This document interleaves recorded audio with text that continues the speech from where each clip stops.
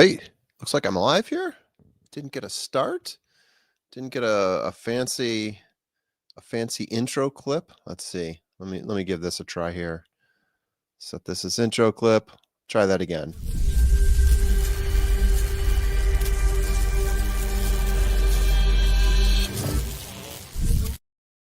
Trust the profits. It is the formula here. And yes, we're doing the lounge. Yeah. We're doing the lounge at Woodbine. We got 7 races ahead of us. I have to change the banner. It's a little bit of a brag. Yes, we've got a banner up there from yeah, I'm taking it down now. Sorry guys. Breeders' Cup is over. All the fun was had. Let me change this to Woodbine. Today's date, etc., etc. Mic is far away from my face. Little bit of housekeeping. Woodbine, today is the 5th or 6th. It looks like it's the 6th. How are you all doing today? I see a couple people are in there. Fap win. Bobby D, first bet Bobby's in there, placing his first exacta bet down. Good to see you both. Yeah, let's get this rolling here. There we go. 11-6 Woodbine, current bankroll 100, starting bankroll 100. We're going to do it again today. At least we hope so. At least we hope so. Fap win. What's he got to say here? Alexander McPherson can bring up a milestone 50th winner if the 6 Nikki Is a Breeze can win in race 1 today. Currently your favorite too at 5-2. There's a couple horses sort of in that neighborhood right now between the 4 and the 6. We'll get to that in a second. Yeah, welcome back indeed. Haven't been out here long. Haven't been away long, I should say. Exacta box 234 with exacta 6 with 234. Okay, trying a couple different things out there. Not bad, Bobby. Good luck to you there. Good luck to you there. Let me do a quick zoom in here. We got 13 minutes to post. I can zoom in on this a little bit here. We're starting off with some distance, 8.5 furlongs. Let's see here. 8.5 furlongs claiming 39.9. We starting off on turf? No, we're starting off on the all-weather. 39.9 is the purse for fillies and mares, 3-year-olds and upward, which have never won 2 races. So here we go. Let's start walking through it here. The number 1 horse currently at 7-2, opened at 6-1. Remarkably Human, which is an interesting thing to say about a horse. Obviously not human. Crawford is the jockey. How do I say this name? Zelko Sismar. Who is that? Hungarian or is that Polish? There's a lot of consonants in that name. Exaggerator from Curlin is the sire. Let's take a look at what this horse has done the last 2 races. Have gone this distance, which is nice to see. On turf, didn't fare so well. Ran into some issues. 8th place, 20 lengths back. And the last race out, last race win, won by a neck. Really hugging close to the pace in that race. Gave some pressure and won by a neck over Remarkably Handsome, I'm going to guess that is. Oh, no, Remarkably Human. What am I talking about? Over Arctic Blonde, I'm going to guess that is. So, yeah, let's look at those 2 races. We will skip over the 6 furlong races. Don't need that. Let's move on to Maxine Magic. Opened up at 7-2, currently at 4-1. Pietro Moran, the jockey. And then we've got Cairo Prince as the sire here. Let's look at those last few times out. 3 races on all weather at this track, going this distance. So a bit of a stalker, getting close to the pace last time out, but faded. 5 lengths off 5th place finish. Pietro Moran was the jockey. The time before that in September, optional claimer 40K. Started off 6 lengths off the pace, then 5 was closing in, and then faded back 8 lengths back. Not good. I don't want to see that. And then the next time out, the previous time from that in August, bit of the same. 2 lengths off, 4 lengths off, 7, 8. This horse is not liking the distance, methinks. Mark Cassie was the trainer before that. Saw much better from the horse. Look at this. Look at this one right here. Broke her maiden. Sorry, fillies. 7-length victory going the distance we're talking about here. And then Mark left her up for a claim, and she got claimed. Have not seen that yet from Armada, the current trainer. Have not seen the same performance here.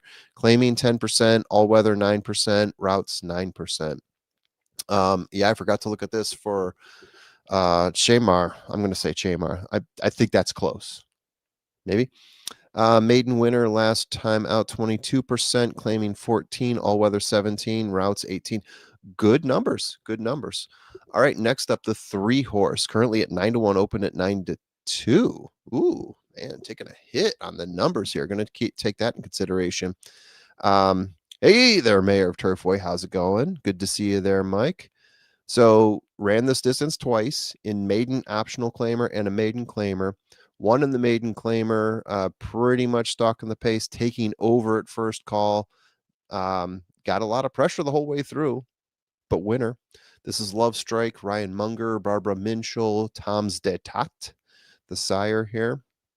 Yeah, and then the time before that, I mean, young horse. We're looking at 3 races here, only 2 at the distance, all maiden races, so very difficult to really make ends meet on that. So maiden win last time out, 8%, 7% claiming, Love Strike. Okay, we're working with that. Beautiful Sky. Sarl Ford. I'm going to say Sarl for that one. Open up at 3-1. Currently now 2-1. Beautiful Sky. Sky Mesa, the sire. Patrick Dixon, the trainer. This horse, in the last 4 starts with this trainer, has run on the surface and the distance 3 times. What have we done? Sitting close to the pace. Still close to the pace, but came in 3rd place there. Took over down the stretch, but then yielded back with this current jockey. Again, more pace pressure here the previous time, liking this horse. Ended up losing 3 lengths back, faded a little bit back. Don't like to see that. This is a turf race. I'm going to put a line through that for the moment. And then you go before that, this optional claimer down here in June, 3 lengths off, then 1, fading to 5, 5, fading to 8. Ooh, buenos. That is some good stout, by the way. Good stuff, guys. All right, and then Michael DiPaolo was the trainer before that. Horse seemed to be doing okay. Broke his maiden at this distance, at this park. Was pretty close here. Man, all this talking. Let's see what else we can say here. Blinkers back on 18%, claiming 6%, all weather 8%, route 6%. Okay. Speak up. The 5-horse here, 10-1, David Moran coming in. That is your jockey. Blinkers on now. Let's see. Blinkers back on. Yeah, blinkers back on. There you go. Only win came without them. Thank you. MC Randall 65 for that comment there. Very good. We're going now to Speak Up. Went off turf here in a claimer, 8.5 furlongs. Was 7 furlongs before that. Did not fare well, by the way. 22 lengths back. Was 7 furlongs before then. Then previous to that was 8.5 furlongs. Finished 9 lengths back in that one. Coming David Moran, Mr. Speaker, Nicholas Nasawenko. So did win a maiden optional claimer at a much shorter distance of 6 furlongs. This horse has bounced around a lot. I can't see a good line here where I think, okay, this horse wants 8.5 furlongs. Maybe if you go right before the claim, 32K maiden, was close to the pace, faded back. 3 lengths off isn't bad. 5th place finish, not great. But yeah, 9% on routes for the trainer, 13% all weather, 15% claiming. There you have it. Mayor of Turfway, I've been counting them. I was sticking more Turfway into my formula today to see if things were looking good. I am looking forward to Turfway this year. It's going to be fun. Indeed, sir. Indeed. And then let's see. We went through Speak Up, and then the 6-horse. We got 6 minutes to post here. I'm gonna have to put my bet in and figure things out. Nikki is a breeze, 2-1. This is your current favorite. Been bouncing back and forth between this horse and the 4. As you can see, the last one, two, three, four, five, 6 races have been at the distance at the park. Some of those are maidens, some of those are claimers. Pretty close last time out. Fraser Abley is the jockey, Alex McPherson the trainer, Caravaggio the sire. So we've got some good performances here from this horse at the distance. So sitting 2 to 3 lengths off and finishing 3/4 of a length back, not bad. Previous to that, okay, so not so good. Pressuring the pace, looks like got caught up in a pace battle, perhaps, and then faded 9 lengths back there. So not great. Another claiming race at the same level. It looks like here went out in front, 3 lengths up, 2 lengths up, 1 length up, back by a head, back by 2 lengths, third place finish. Okay, not great, but also that was after coming off of a maiden win at the distance. 5 lengths back, 4 back by a head, takes over at the stretch, 3-length victory. Yeah, Nikki is a breeze, looking pretty strong there. At the distance, 12% claiming, 10% all weather, 7% routes. So, ladies and gentlemen, what are we going to do with all that? Oh, did my mouse? No, my mouse is good. My mouse is good. Let's pop over here, stop share screen, share something else. Let me see. We got some video to share here.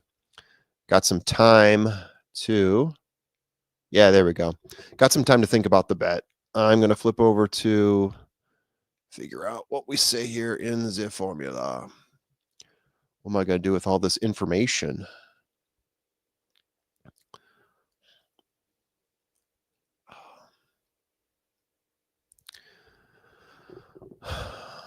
All right. Yeah. Well, that's interesting. Have to look at this again. Scroll up here. 3 minutes to post. I better get that bet in. Yeah, so looking at this from a pace perspective, there's only a few closers in here, I think. There's going to be a couple horses that are pressuring the pace. Be curious to see who actually sets the pace in this one. My formulas are all across the map in this. Wow, look at that.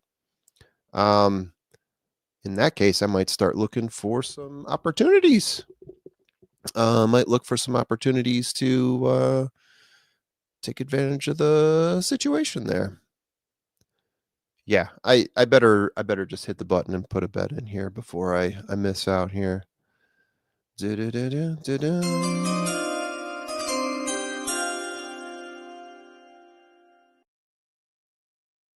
So I hit that button without really knowing what I'm going to do here, but I've got kind of an idea. Yeah, the six I like. The one I really like. So I like this horse coming off of a win here, and I like the fact that I'm getting 9-2. So I'm just going to hunt for some prices. Let's have some fun with this one here. Exacta box time, right?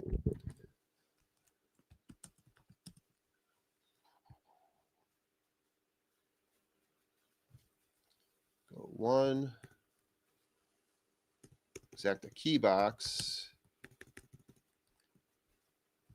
No, we'll just do exacta box for $2. 12 total. 1 with 6, 3. All right, there you go. So I'm price hunting here. I'm going to take this $12 out. Yeah, I like the value we're getting on the 1, 9-2, 4-1 currently right now. I think the 6 is looking pretty strong as well.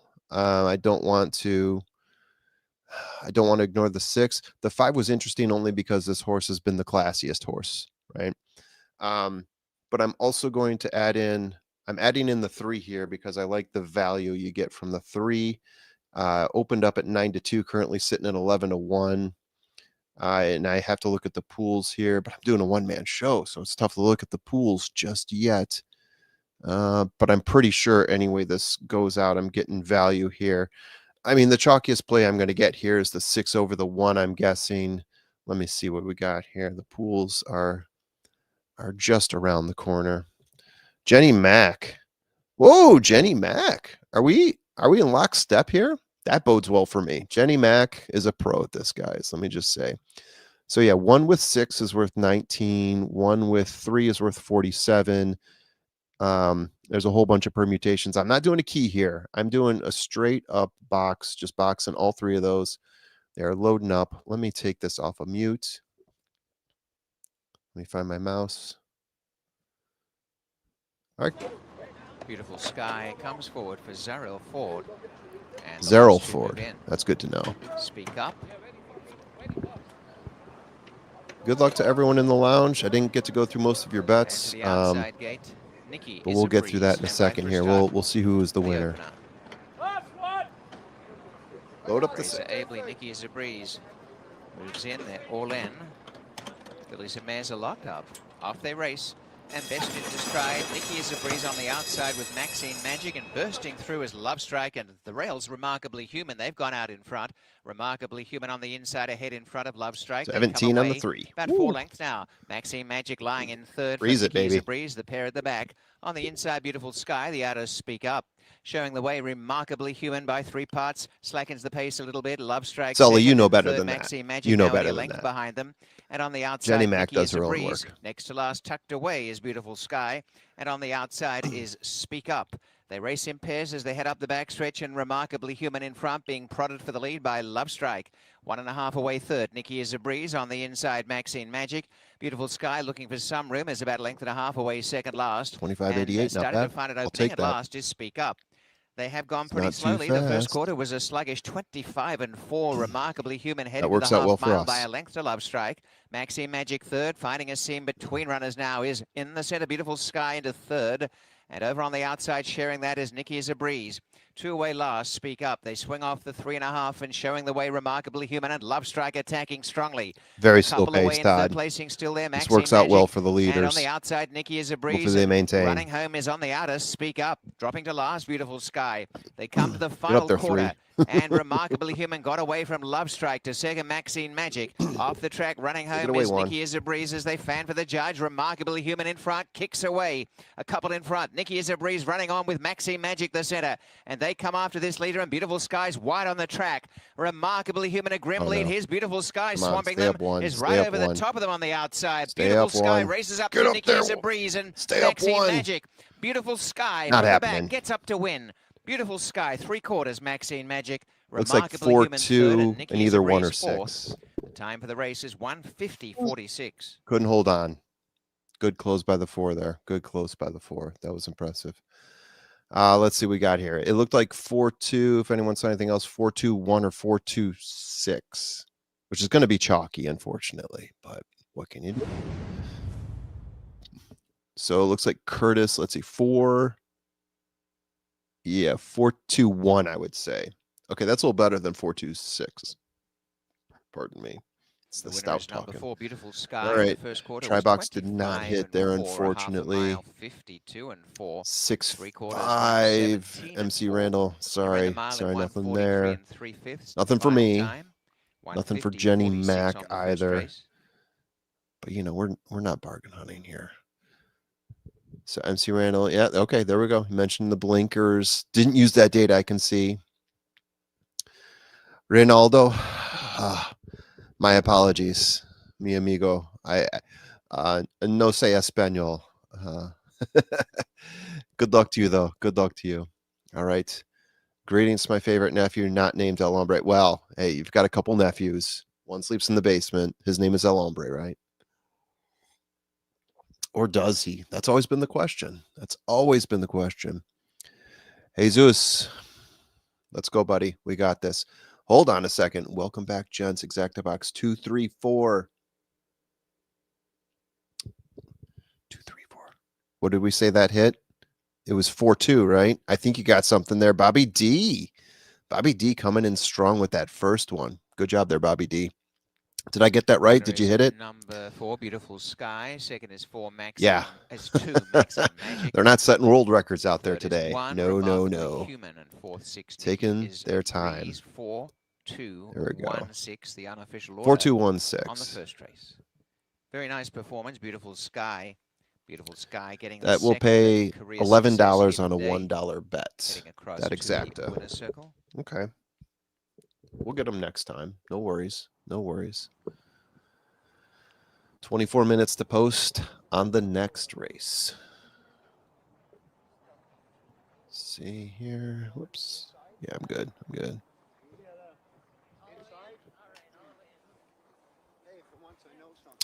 And a clever ride by Zero Ford, allowing this horse to drop back to the tail and then hook around them and win. Hey, some of us had a good time at Breeders' Cup, Jenny. Kick. Beautiful Don't knock it. Don't knock Mesa it. from another flashback. And to your point, when I saw those, when I saw 52.94, I thought, ooh, that 1 and 3 is looking really good. And Zealy Racing Stables combined as the winning owners. Didn't happen. And the I got rider, excited. Zarrell They still Ford let the takes closers opener. in. That was atrocious. Atrocious, Beautiful I tell Sky you. ended up as the race favorite. There we go.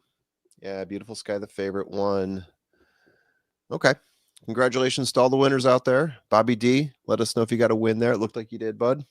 Congratulations. Someone's got to win that race. Someone in the lounge.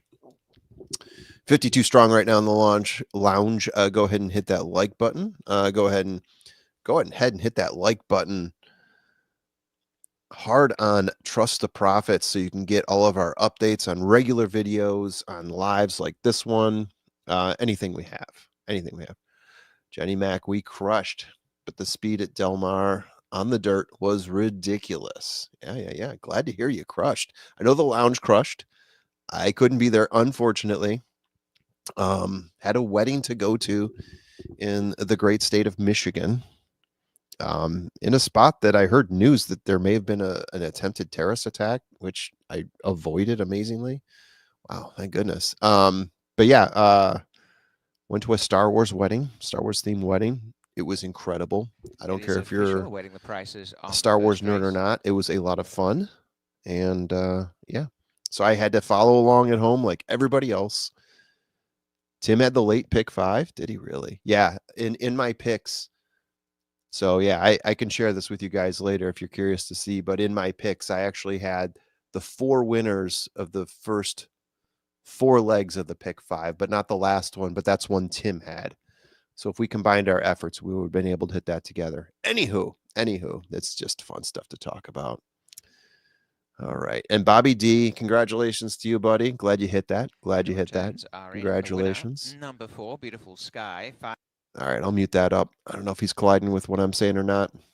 I may just play win, play, show tonight on a couple, 2, 3 horses every race, an experiment, so to speak. Hey, Todd, I get it.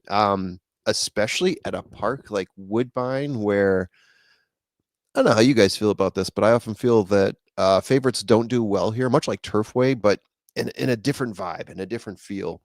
Not that we see these huge fields with mega bombs going off and hey, we got a 20-1 here at Woodbine, yada yada. But you definitely see cases, and it wasn't the case here, where you get these squeakers coming in. Win, play, show. Go ahead and try it. And I'm a guy that keeps a lot of spreadsheets. I don't know if you are as well, Todd, but I like to try things out on paper first, see how they do, and see if I can replicate that after it starts working on paper. Just a tip. Always good to try things out first. But good luck to you there, Todd. All right. Let me switch this over, remove, and present something else. Stop sharing, and I'm gonna share. Where did that window go? There we go. Paco Lopez on the favorite at Delta. Yeah, Paco Lopez is now in Louisiana, the lawless state of Louisiana, where I went to school, by the way. $18 per race. Good luck to you, Todd. Hope you're able to profit off of that. Good luck to you. And let's see, catching up watching the video at 1.5 speed. All right, glad to have you here, Jose. Joseph. Sorry, Joseph Myers. I read the first four. Common mistake, I'm sure. All right, guys, what do we have here? Race 2, 8 horses. Looks like we got a scratch on the 8. I'm going to do my thing where I read through this here. We got another 8.5 furlong race. Whew. I like the distance. I like the distance. We're also going all weather on this one. There we go. As always, only winners in the effing lounge. Love to see it. Love to see it. There we go. Do we have that? Oh, yeah. Love to see it. Love to see it. See it. All right. There we go. All right. Let's walk through this. Race 2 coming up. We've got 19 minutes to post. Plenty of time for me to read and vamp through this. 8.5 furlongs, 1 1/16 mile on the all weather. Maiden claimer 15K with a purse of 36.1. For maidens, fillies, and mares, 3-year-olds and upward. There you have it. Let's start it off with Mia Matoli. Jodian Anderson, the jockey. Marjorie Patterson, the trainer. Matoli, obviously the sire, based on the name.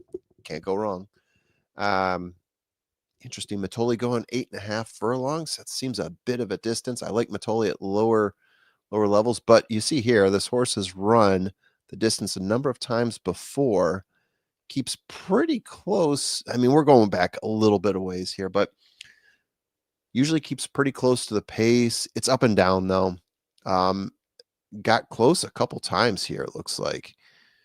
So curious to see where it goes here. Definitely some class. Let's look at this maiden here. 115K at Woodbine. I'm guessing it's a maiden special weight, 3 times over.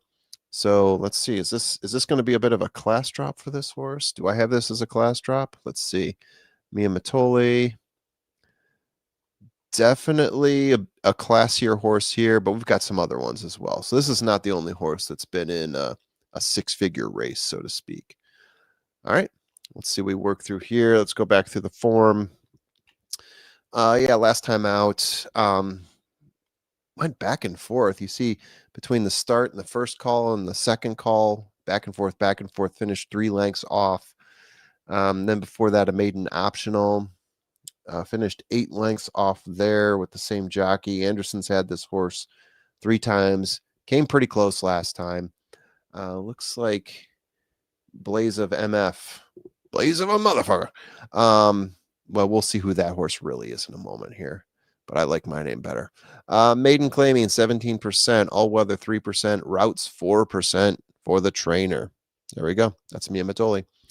Beach cricket 6-1. Currently your favorite at 2-1. Mia Matoli currently at 7-2, by the way. So Jalon Samuel, the jockey. Tedston Holder, the trainer. Omaha Beach, the sire. This trainer's had him for 1 race. Got pretty close at the distance, too, I might add. Maiden claimer at Woodbine. Starting off, let's see, 10 lengths off, then 8 lengths. At the stretch was 2 lengths off, finished 2 1/4 off in 3rd place there. Not bad. Not bad for beach cricket. In that 3rd place finish. Previous to that was trained by Kevin Attard, who doesn't seem to have gotten as close as the new trainer, Tedson Holder. He had a 7 furlong race here. He's 4 lengths off, but yeah, so far so good. Second start with the trainer, 40% in 5 tries, right? 2 for 5. So keep that in mind. Small sample size. 10% maiden claiming, 13% all weather. What we got here, 11% on routes. All right, Blaze of Mischief, not Blaze of an MFer. Okay, fair enough. I like my name better. Deshaun Gaskin. Sean Patrick Nolan has entered the studio. He's in the studio at some point. Blaze of Mischief, Deshaun Gaskin is the jockey. Terry Booker, the trainer. Maximus Mischief coming from Into Mischief. That would be your sire here. Last time out, ran the distance. That was the second time this horse has run the distance. Came very close. That's a pretty deep field there. Started way back. We're talking about deep closing, and he got second place by 2 lengths in that one. Doesn't show that he's always been a deep closer. It looks like he's actually much closer to the pace overall. There's been a couple instances here where this horse has been further off, but But yeah, last time out, looks like his best race. No, I take that back. He went the distance once before. I'm starting to like this horse, actually. Only twice he's gone the distance, and he's finished third by a neck and second by 2 lengths, even going off at long odds. Make a mental note of that horse. I wanna place him in here if it's my bet. Or if it's someone else's bet, I want to at least plant that bug in their head that maybe Sean will take him. Hey, Sean. Hello. Hello, sir. And the Oscar goes to Sean Hello, Patrick Nolan. everybody. Good to have you, Sean. Good to have you. Good to be with you, buddy. Yeah, always good to have Sean Patrick Nolan, the nicest guy in the Oh, a world. big weekend. Following Hey, a man. monster weekend. Monster weekend. Monster weekend. All right, so I'm going to go through this. I'm going to finish Yeah, this go ahead, out. bud. Sunlit. First time blinkers, 15%. Second off a layoff, 8%. First time maiden claiming, 41% in 17 attempts. Woo. Wait, I skipped ahead, didn't I? Did I not finish off Blaze to Mischief? 5%, 6%. Not worth noting. But Sunlit, currently at 7-2, opened at 5-2. Fraser Abley. I skipped ahead to some of the trainer incidentals. Barbara Minchell looking very strong in this situation.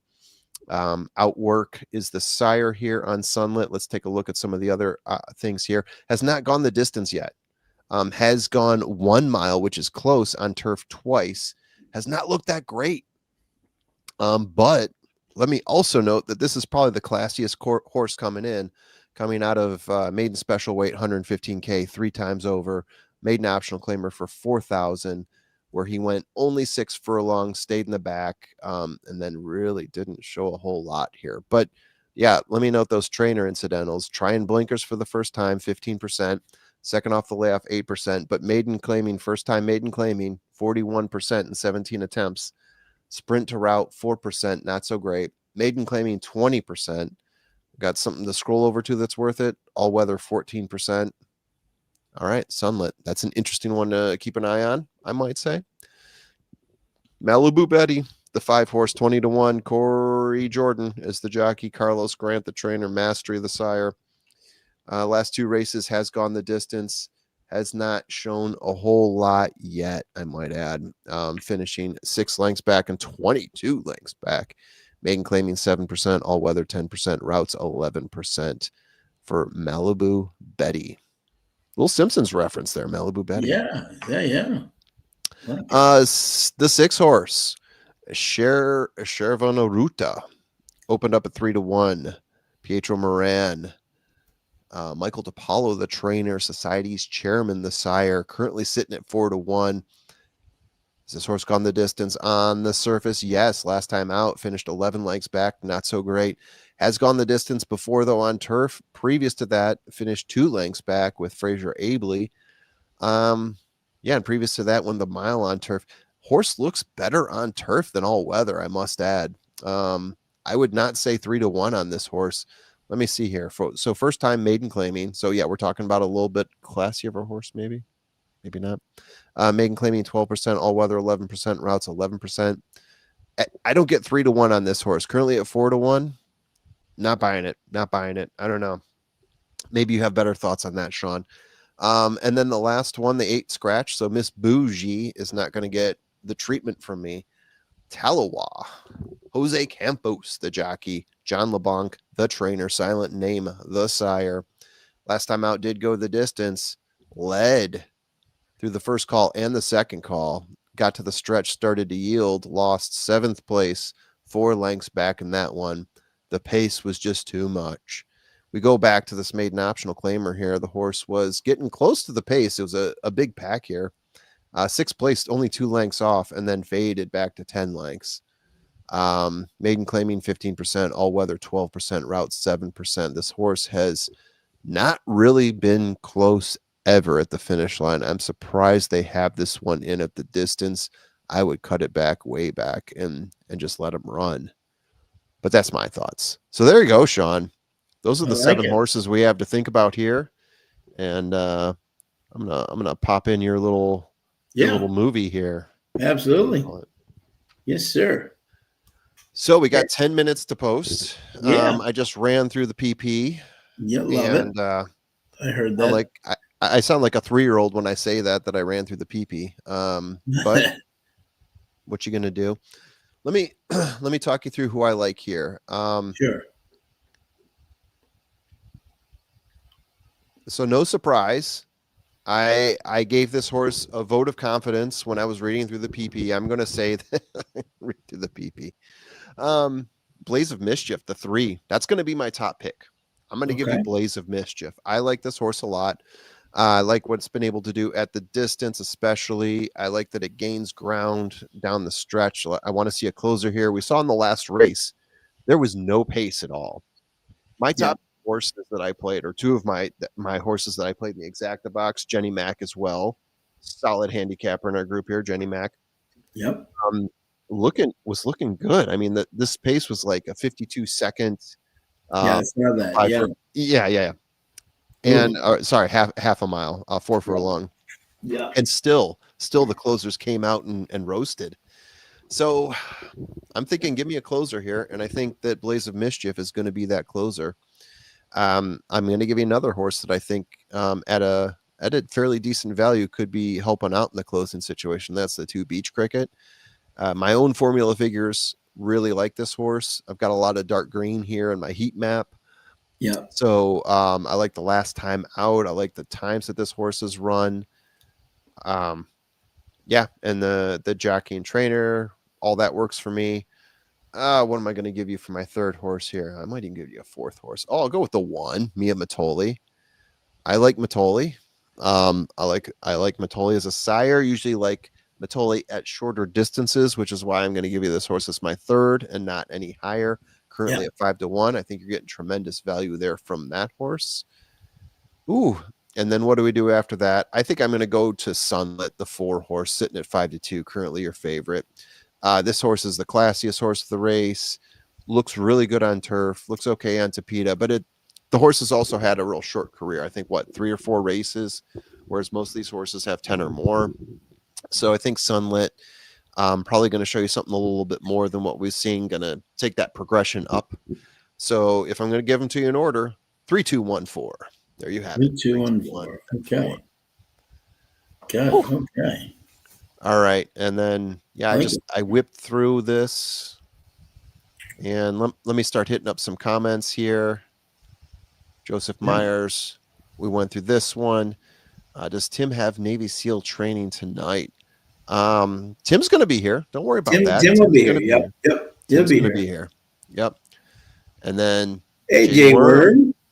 AJ Worm. Good to see you there. Fap Win likes the 6. Shervanaruta dropping in class and in weight from 55 kilograms down to 52. There you have it there. Curtis Stinnett. It's the Wizard of Woodbine. I think they're talking about you, not me. Hey, Curtis. How are you, buddy? Got Bob Jackson in the house. First bet, Bobby in the house had a win already. Good job, Bobby. He got it in the first race. There you have it. He's also given us the exacta with 2-4 and 1-3-4-6. Okay, I like it. First bet, Bobby. And Curtis right there with him, 1-3-4-6. He's got himself a trifecta box. And then God, who's the celebrity? I think you're the celebrity, Sean. I'm a celebrity. Okay. Especially if we're talking Woodbine, you are the celebrity. Okay, there you go. Fresh off doubling down score. Oh, Jay Worm. There we go. That's right. Yes. Good job, Jay Worm. Colin Sheehan in the house. Colin Sheehan. Colin, how you doing? Calling out doubling down scores. Good to see. Yeah. Good to see. I mean, what other show gives away free prizes? Doubling down is the way to go. That's the way to go. Amen. And Bob Jackson, indeed, let's make some money. With 5 minutes to post, I hand it over to Sean Patrick Nolan to see what he's going to be pulling off tonight. Yeah, okay. Well, this is an interesting race. The first note I wrote when studying this, and cheers, my good man. Cheers. Let us know what you're drinking out there. I got my thing. What do you have tonight, bud?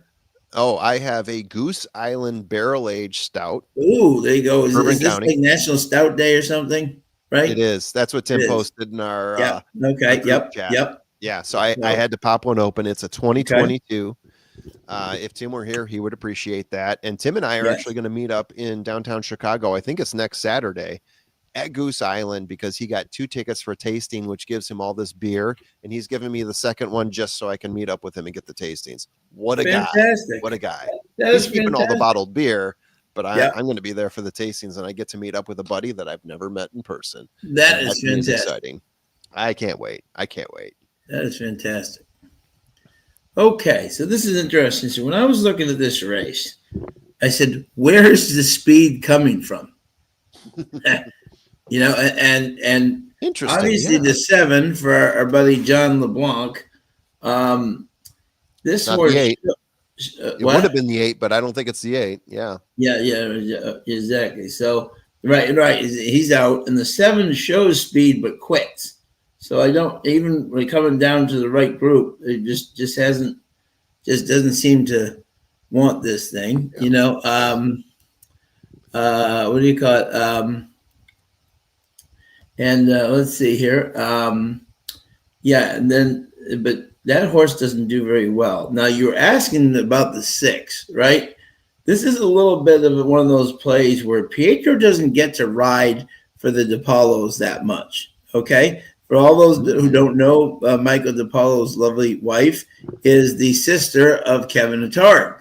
So they often don't get him because Kevin, her brother, often has him. So, but when he does ride for him, they're 6 for 22, which is not bad at all. Exactly. Not bad at all. So I think this odds thing is a little bit more with Pietro getting on than the actual horse. You know what I'm saying? Mm-hmm. And I just did not like the last race at all. You know, for him. Now, with the weight, as Fap says, right? Pietro maybe gets a little braver and runs, but the synthetic form has just been a lot less to be desired. So, Sunlit from our Abley and Barbara. Barbara's never really known to be a first blinker. She's not bad. She's 11%, but exactly. Sure. So, but not bad at all. But I think this horse definitely is a legit choice. But my top play, and now the 3, which is where I really liked, is Blake's and Mischief. But here's a problem: where is this pace coming from? Like I don't think the 7 can carry it, but I don't think he's going to go that fast. You know what I'm saying? So I get you. So my play, I'm just going to do a very simple bet here to start. Okay, let me hit some buttons for you so you can get the.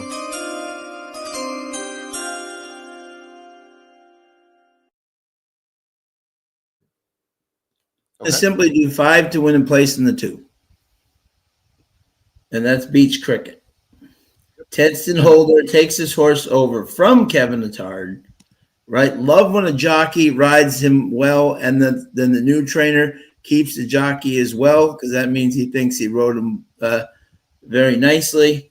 This horse is down with the right group of friends here, and I really think a lot of the horses in front of him just don't seem to want to get this distance, and I think he can kind of take this field over. So even the 1, I looked at him like not a bad race, but it was evenly. Notice they're all, and the 1, the 2, they all hopped at the gate last time.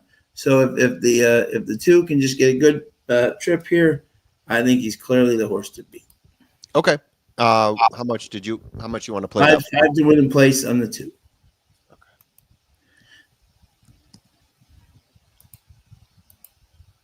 Just starting out early. All right. Win place on the 2, $5. That is a $10 total bet. Yeah, 7 to 2, I think is value here. And what was 3 to 1. Absolutely. Oh, the notorious OTB. Thank you, Joseph. Yeah, those guys are great. Those guys are great. Yeah, I like to They watch are the show. fantastic. I've done some bits with them before. I was doing Mortal Cappers with them. Which Yes, that was fantastic. Thank you. No, it felt like no one watched it though. We never got the hint. that was a fantastic idea, though. Exactly. But it was a fun format, and it's really fun working with those guys, and they're great. Absolutely. Love Barry, love Chase, the Wolf. Yeah. Put placed over for me, Matoli to come up. Bring it up to Robert Geller here. Dropping in. Hey, Jenny Mac. With win place on the 2-7. Hey, just got part of your bet in there. Nicely done. Yeah. First bet, Bobby. Top Jenny's bets, with 4, me. 3, I feel good. Ian Jenny's Matoli with me. being led in. I know, right? That's That's a a good good feeling. Yeah, McGran, hey, MC. Yeah, never the fours never lost at this level. Two-gate Yep. number 2. For Geelong Samuel, now it is Blaze of Mischief. Sean Gaskin. Sunlit. I talked to It's my already friends dark up there. here. It is cold Jordan up on there in Malibu Canada. Betty. Yeah. Oh, yeah, I bet. It is. As Siobhan Aruda comes up. Because of the outer To the turf outside gate, being Jose done, Campos with the Talawa. construction workers don't leave until 4:30. Start of That's why race they have to race at 5:30. So it is Oh, mighty yeah, chilly when they. I bet. Good luck, Bob Jackson, 436. Talawa goes in this field. Locked up. Almost right. They're all in. Locked up. Often racing, dipping dramatically. Siobhan Aruda managing to Whoa. stay on. Ooh, the Pietro 6. Morin, and is now There about was some 6 or back 7 behind. behind. Going on Going down up on the there. rails, Mia Matoli joins Dip Beach down, Cricket yeah. in front, with Talawa showing There's a your lot beach of early cricket. speed on the outside, and in the centre, Sunlit, a length and a half to Malibu Betty as they take the turn. Blaze of Mischief second last, and recovering Siobhan Curious to Aruda's see at the these back. splits now. Talawa crosses Yeah. the field, gets out in front. Leads a couple of lengths, almost 3, going further Hello, that's ahead. what we expected, right? Second The is 7? Mia Yep. Matoli, and What a big about 2.5 fade. now to Major Sunlit. fade. And 24 the leader in going this strongly. cold And is fourth fat. placing around them Yeah. comes Malibu Betty, followed by Beach Cricket, who's got back with Blaze of Mischief, and 5 away last Siobhan Aruda. Talawa in front as they head up the backstretch with We Mia get a Matoli 47. gaining on That's this leader, only a fast length for and a this half time away. They've gone of out the by year. 5 to That's it, Sunlit. one. A Go couple ahead. away is Malibu Betty. Exactly. Centre Beach Cricket, Blaze of Mia Mischief Matoli relaxed going on the for it. inside at the back, Siobhan Aruda. Go attack. As they Be tear hitting it along soon. now with the first half through in 49.69. 49.3, and still Okay. Talawa in Faster front. than the Mia last race by Matoli within about a 3 neck. seconds. 4 lengths to Sunlit, 5 away Malibu Betty, Beach Cricket the centre, and Blaze of Mischief on the 2 and the 3 inside, and should be last gearing Siobhan up for Aruda. this. Yeah, On in the the cold, outside, it's Mia still Matoli cold. engaging Yeah. Talawa. A couple behind them now, Sunlit creeping closer. Blaze of Mischief has some runners finishing on, but still about 6 off the leader, and also coming There is they Beach go. Cricket as they start to race Which after one's these gonna get leaders. it, the Mia 2 or the Matoli 3? taken on by Sunlit.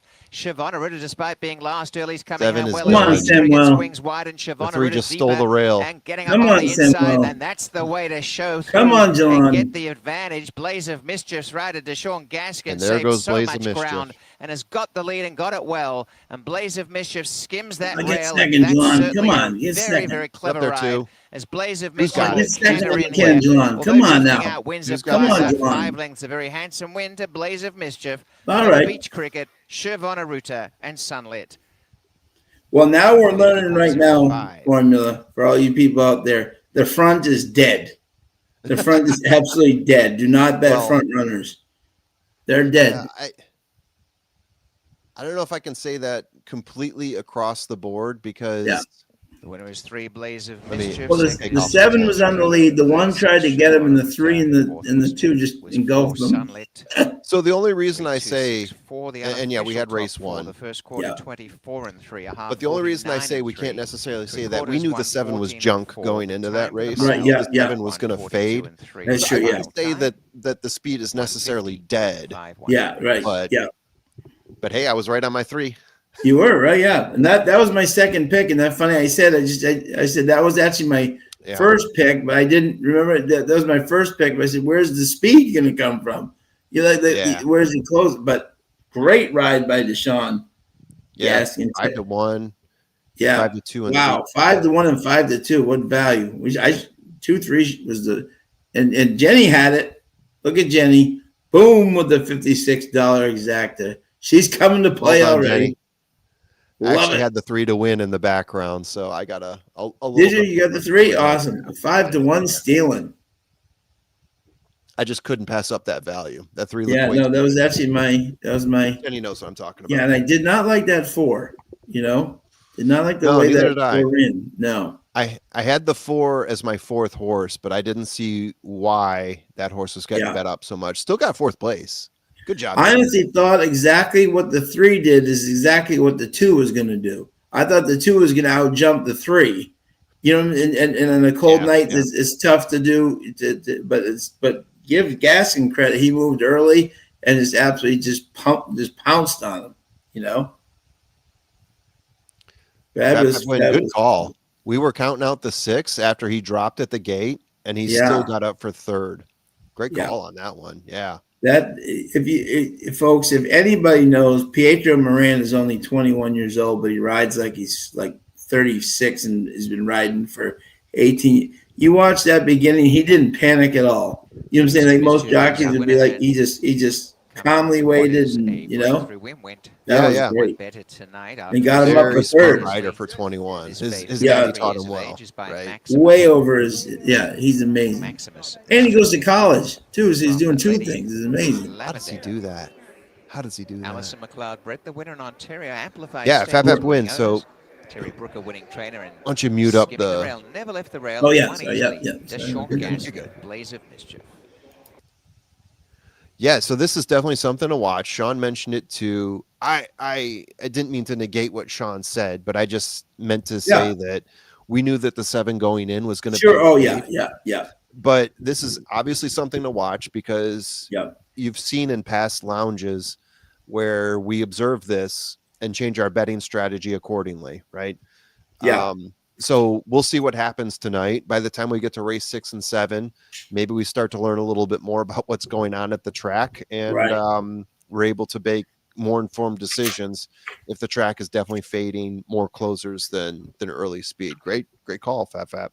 Yeah, great call. Yeah, because you and I both had the 3 as our top choices, but but reading the track, I was kind of like, okay, how is this 3 gonna? Who closes more than? How is he gonna make up the ground? But Deshaun, give him credit, moved early and just put this field to sleep. And anybody who had him 5-1, and Jenny with the exacta stealing at 5-1.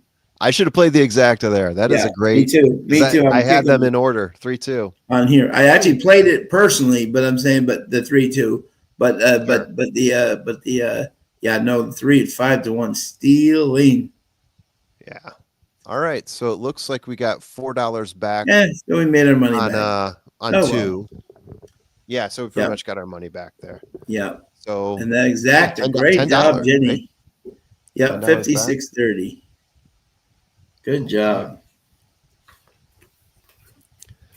This makes up for my oversight missing the final pick 3 at Churchill. Paid out $800. When that happens. And shout out to our buddy Patrick Dixon for winning the first race. Patrick Dixon. Great. All right. So let me put 10 back in. I shouldn't have even taken it out. You spent 10, you got 10 back. We're back to 88. Yep, we're even. There you go. I'm going to make it 88.00 just so it looks official that we won this one. So we got our first win of the night. Even money split. Got our ticket back. Congratulations to all who won in the lounge. Let's see what time we got here. I got a little bit more time. I'll stick around a little bit. Okay. I'm sure Tim is in transit or something.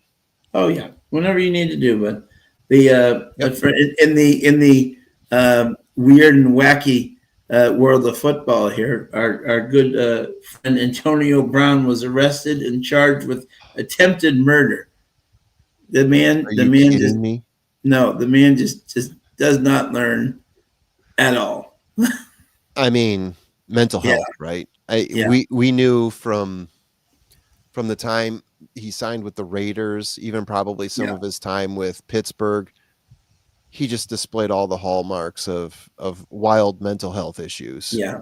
I really believe, if anyone remembers, the hit that Vontae Burfict just put on him going across the middle, where he just that CTE that scrambled his brain. He had never done that. He had never driven fast, never done anything ever since that hit from Burfict. He just went amazing. CTE's real, man. CTE's real. And look at this! I think we have another person joining the crew. Let's see if this lures him in. Yes, exactly. The stout is that.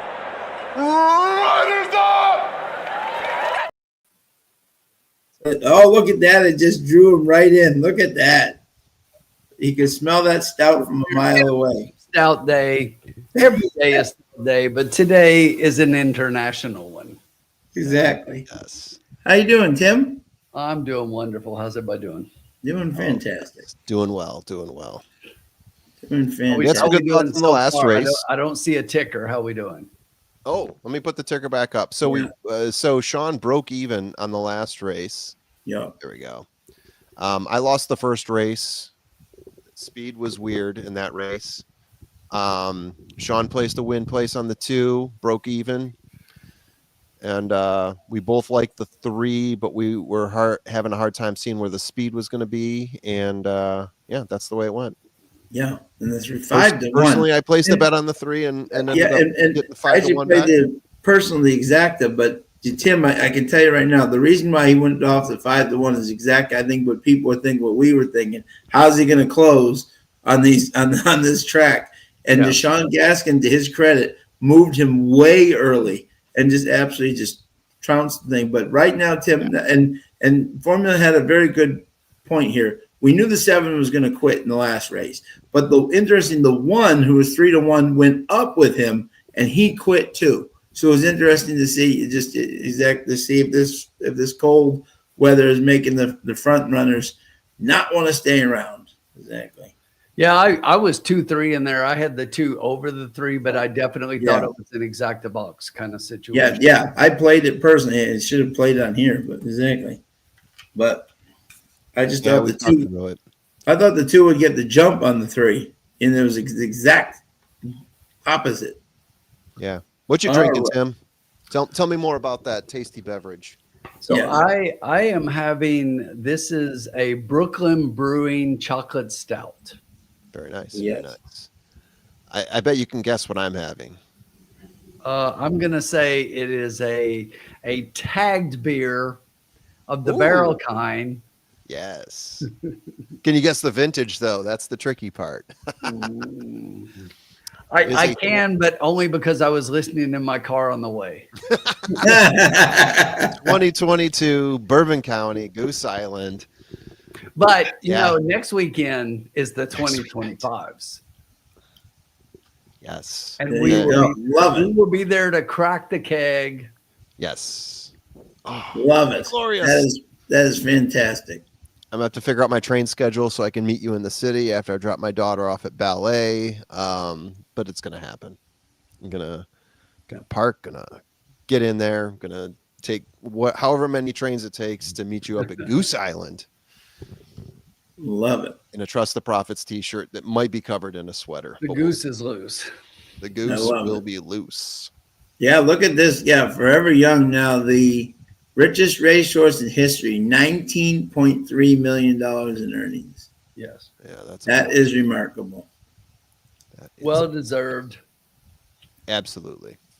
Absolutely. Great job by everyone. The best thing of all of him winning was the ability for Formula to go back in YouTube and just say, I told you so to all the people that were giving him shit for picking the Japanese horse. Right. Yeah, that was fun. That was fun. Oh man. So many people out there. Oh, you're just saying that to try to act smart. Yeah, exactly. I think he's gonna win, and he did. There it is. Maybe I'm smart. I don't know. You tell me. Like, I'm not acting smart. I am. Great. Hey, Wood Mentor, how are you? Yeah, absolutely. What's up, woman? Let's go. Let's get some wins. And folks, and I'll say this here. Tim, were you trying to find out where Wade I was meeting with my lawyers and C2 Racing Stables, and we're working on the case against the stewards to find out why our horse was scratched. Good, there you go. It's a shame.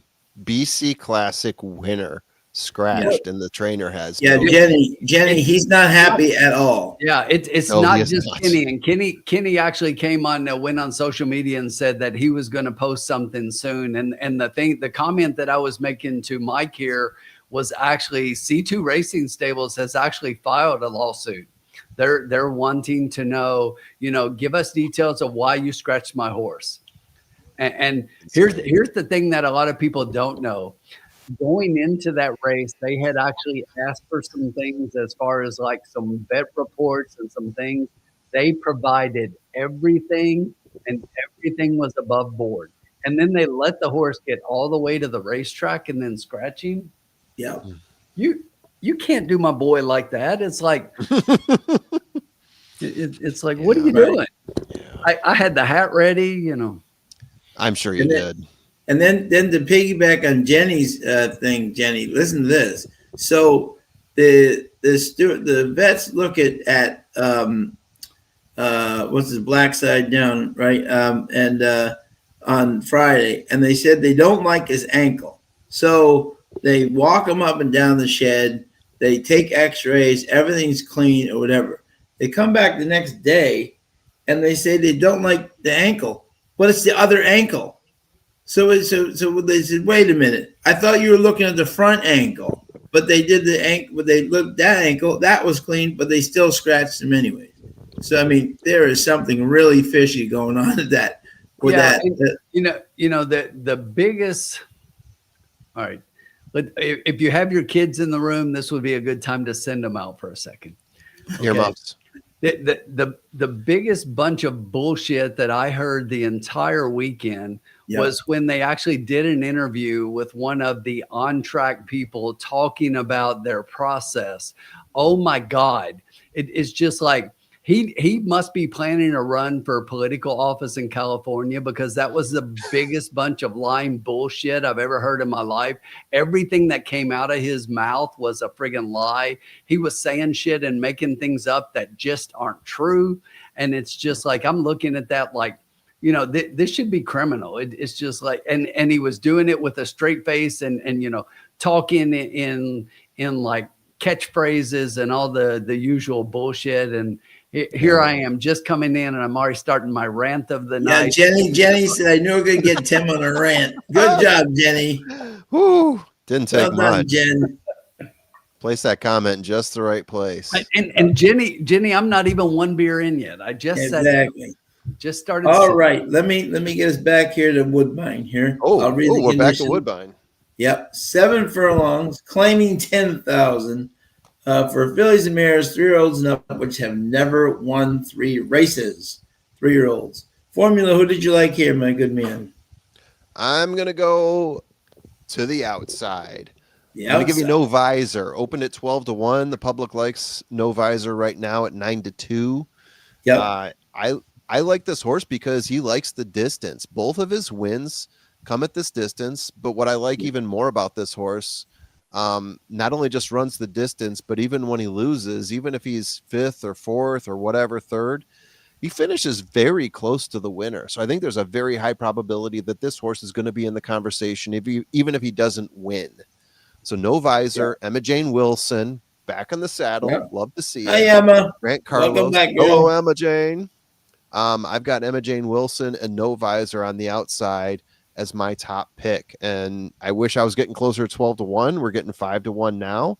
I'll take that even. My next horse here, shout out to my buddy El Hombre. He's going to know this one. Sterling Heights. If you're out there. Yeah, Sterling Heights, let me know. Michigan. Sterling Heights, Michigan. That's right.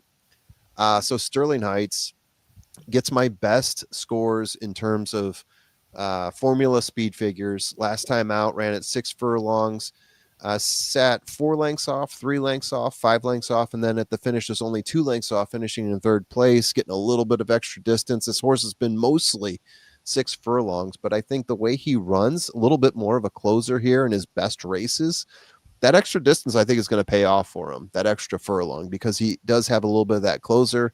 Deshaun Gaskin is his main jockey, rode him the last 10 races, got 2 wins at 6.5 furlongs and 6 furlongs, one time on turf, one time on all weather. But yeah, I like Sterling Heights here. Then for my next pick, I'm going to float on over to the 7 horse, currently at 5-2. This horse is, I can do this, Misty Eyed, another horse that has run the distance a number of times. Last time out in a claiming race, did win by 3 lengths, which you always like to see. Had a nice jockey change to S1 Flores for that race. Retains S1 Flores for this race. Was claimed by a new trainer. First time off the claim, 13%. Not huge, but I do like the fact that this horse does well at the distance. Even if you go back a couple more races, you get that second win, the maiden optional, the maiden claimer, sorry. getting a first place there. Bounced back the next race, going up to claiming races, was third place, but only 2 lengths off. So this is a horse that seems to really gravitate to the 7 furlong distance on all weather. Claiming repeater, 17%. Winner last race, 18%. Claiming 17%. So you like to see a lot of those extra trainer stats, if you will. Yep. And then if I'm going to give you another horse here, I will float on over to the 3 at 8-1. Okay. I like this horse. Getting some distance here, or at the distance, I should say. The maiden claiming race that this horse had with Ryan Munger, won at 7 furlongs by 6 1/4 lengths, going gate to wire. Blew the field away. Went up to claiming at 6 1/2 furlongs. Tried to do the same there. Faded back 6 furlongs. Went up to 8 1/2 on all weather at Woodbine. Went up, challenged the pace, faded back to 11 lengths. Sorry, I meant six lengths last time, not 6 furlongs. That would be a long distance to lose by. And then the third race up, running with the big boys, 6 furlongs, all weather, stayed back a little bit, closed third place, but only 1 length off. So this horse is figuring out how to run with the older horses, in my opinion. I like 7 PRC, the 3 horse, as my 4th horse here. I think it's a great option. If I'm going to give them to you in order, let's see if I can remember that just right. 8, 5, 7, and 3. Okay. Like it. Tim, you're going to take this race, my friend? Yes, I am. Okay. Yeah. Okay. There we go. Oh boy. Oh boy. Oh, Jen is really starting with Tim tonight. Tim, I watched Louisville play the other night. Hold on. 7 minutes to post. Let's give Tim some time here. Okay, there we go. All right. I'll respond to that later. I saw the comments. Exactly. Okay. Here we go. Yeah, in this race, my top pick, I love the 6, McGill. Darwin Bannock for Wendy Anderson, who we all remember from Miss Inaboya days, is the owner. Pietro gets aboard. He's 15% with Darwin. I'm throwing the last race. If you look at the last race, throw that race completely out. He stumbled terribly at the gate, and Frazier just said, "Let's just wait for another day." I mean, he wasn't even close, and he's dropping down to 10,000. If he does the 2 moves Saheen made, especially the way this track is playing right now, the sit in the 5th, just close the 2nd. He's going to be awfully tough in this race, and Pietro jumping aboard makes that even more prevalent for me. My second pick was the 5 Sterling Heights Civitar. This horse has never run a bad race. This is 3rd, 4th, 3rd, 1st, 5th, 1st, 3rd. Just is always around the money. This is the lowest he's ever run. Deshaun just won the last race very impressively. I think this horse is definitely going to be right there at the end. And my third horse was the 3, 7 PRC. Barbara Minshell, Ryan Munger just had an amazing year together, 20%, and most of the other stakes races. And the horse has been working beautifully in the last couple of works. I think this horse could be right there too. So I was 6, 5, and 3. Okay. All right. All right. Well, Tim, you want me to hit the button? I've got we got a couple minutes here, so let me just say a couple of things here real quick. Yeah. I've got a really strong opinion in this race, but it's like, when don't I, right? But you know that's how I like to see it, and when I see it that way, that's when I'm like all in. I'm playing things a certain way, and the 5 is winning this race. Okay. And that Sterling Heights is going to win. This horse has the last best last race speed figure. And when you look at the races this horse has run, basically she's run everything at 6 or 6.5. She hasn't been 7, but she's the kind that just looks like she wants this extra furlong, extra half Yeah. furlong, depending on the Agreed. race that you look at. Her 2 wins are at 6 and 6.5, and in both of those she was closing up. She's a mid-pack runner that's going to set off the early speed, and I think that is just exactly how the track is playing. And when you look at the rest of the horses in the field behind that one, I feel kind of strongly about the 7 in here as well, Misty Eyed. And Misty Eyed was my second pick. This is one that I think of all the horses has the potential to maybe go forward. But the thing I like about Misty Eyed is Eswan getting up the last time out.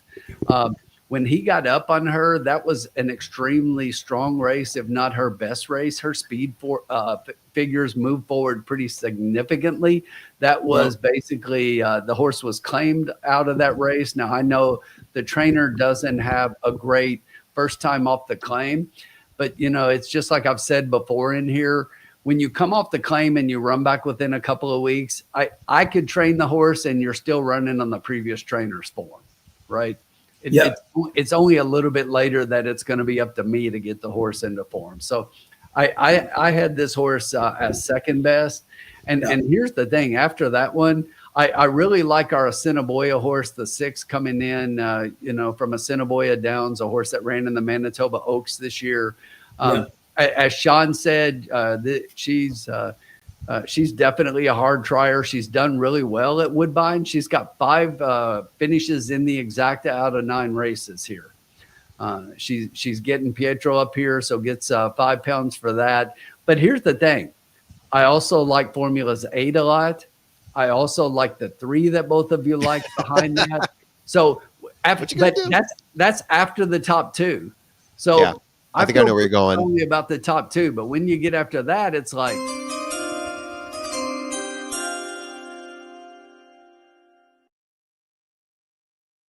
when you get behind those 2, it's like just give me everybody. I want a 5-7 $2 try. Okay. You didn't even go 5-7, 5-7. You went 5 and 7. Yes, I want the 5-7, and the 6 being the favorite in here, I'm kind of surprised by that a little bit, but it doesn't scare me off this horse at all. Yeah. Okay. All right, let's start going through here. So Victor Barrio, loving the 5 there, chomping it up with a little bit of blue Pac-Man action there. Look at this. That's what I did, Mike. It's like almost ice code. 5-7 ice Red. code. Yep. Ice code. Read his mind. Bob Jackson, he likes the 5 with the 1-4. Ooh. What's you there, Bob? Bob, you hit that. You're doing good. Curtis Stinnett, try box. 3-4-5-7. Hey, if you hit that, you're doing really well there, Curtis Stinnett. As long as it comes in 5-7 and then the 3 or the 4, you're good, Curtis. Yeah. There we go. Oh, and Jenny Mack chimes in here. She's got an exacta box with 5, 6, 7 with a win on the 6. Yep. All right. There we have it. Let's get one. Let's do this. I'm playing the same thing for myself. $12 play, 5-7 all. Cool. And by the way, I don't know whether to make this an intro or a celebration, but I do have a new drop. I don't know if you saw it yet, Tim. I'm just going to put it in here now before they load up. You are the champ. Believe me, you got more guts than you got sense. Yes! I love it.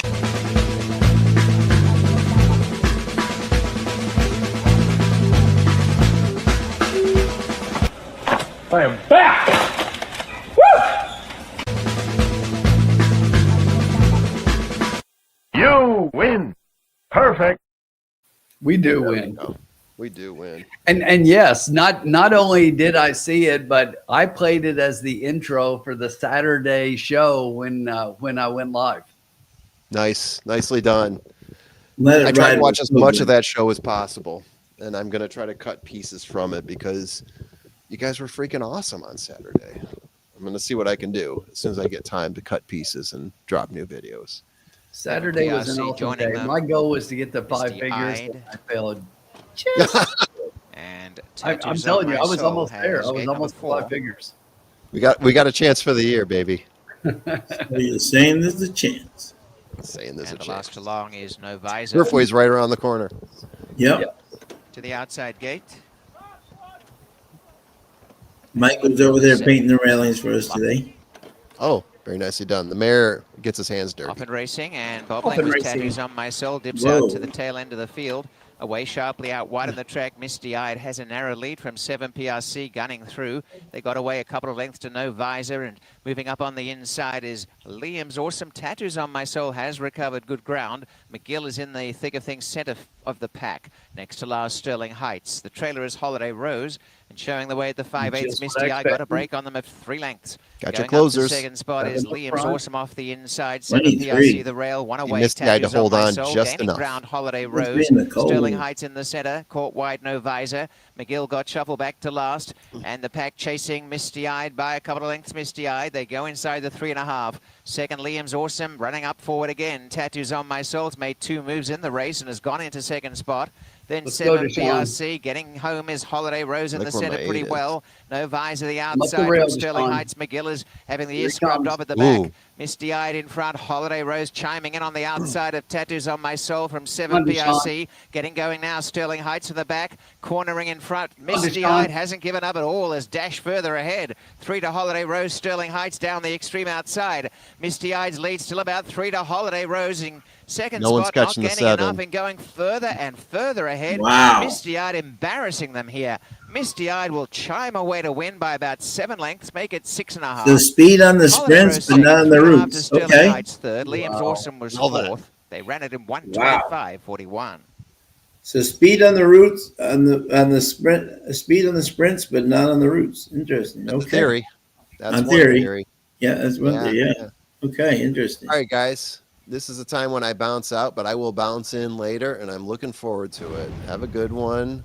For the next couple races, I'll catch you for the last Number couple. See you 7, in a bit. Misty Eyed. Second 2, Holiday Rose. And third is 5. Boy, that 2 is much the best, huh? And 7 was much. 7. Yeah, I mean that's exactly what I pictured with the 7. I just Yeah. thought that the 5 was going to be closing and didn't close up at all. And you know, if the 5 closes, I mean the 2 was exactly what I was hoping for underneath, but I just needed my 5 to get going, which never happened. Never happened. Yeah. I will say that I never expected Deshaun to have that horse so far back. No. And when I saw that, I was concerned. I was concerned with being Yeah. that far back early on. If you tell me that Deshaun's taking that horse all the way to the back, I'm not betting the 5. Yeah. Something happened to Pietro's horse too. He got bounced back to the back. Yeah, He- that was one he ended up being all the way back. It's just like I wasn't convinced with that one. Jenny's got a different opinion. The numbers to me, the speed figures for the 6 just came up, and especially the 8 just came up below everybody else. Yeah. But did not expect the 7 to go gate to wire here. No. I did expect the 7 to be up front. I just thought the 5 would be Yeah, flat, exactly. and the 7 hanging on. So Wow, that was close. that was not expected. No.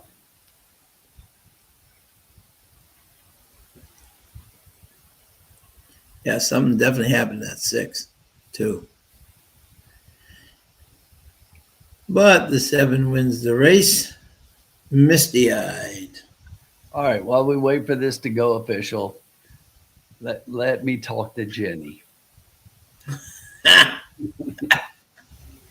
All right, Jenny. So here's the thing.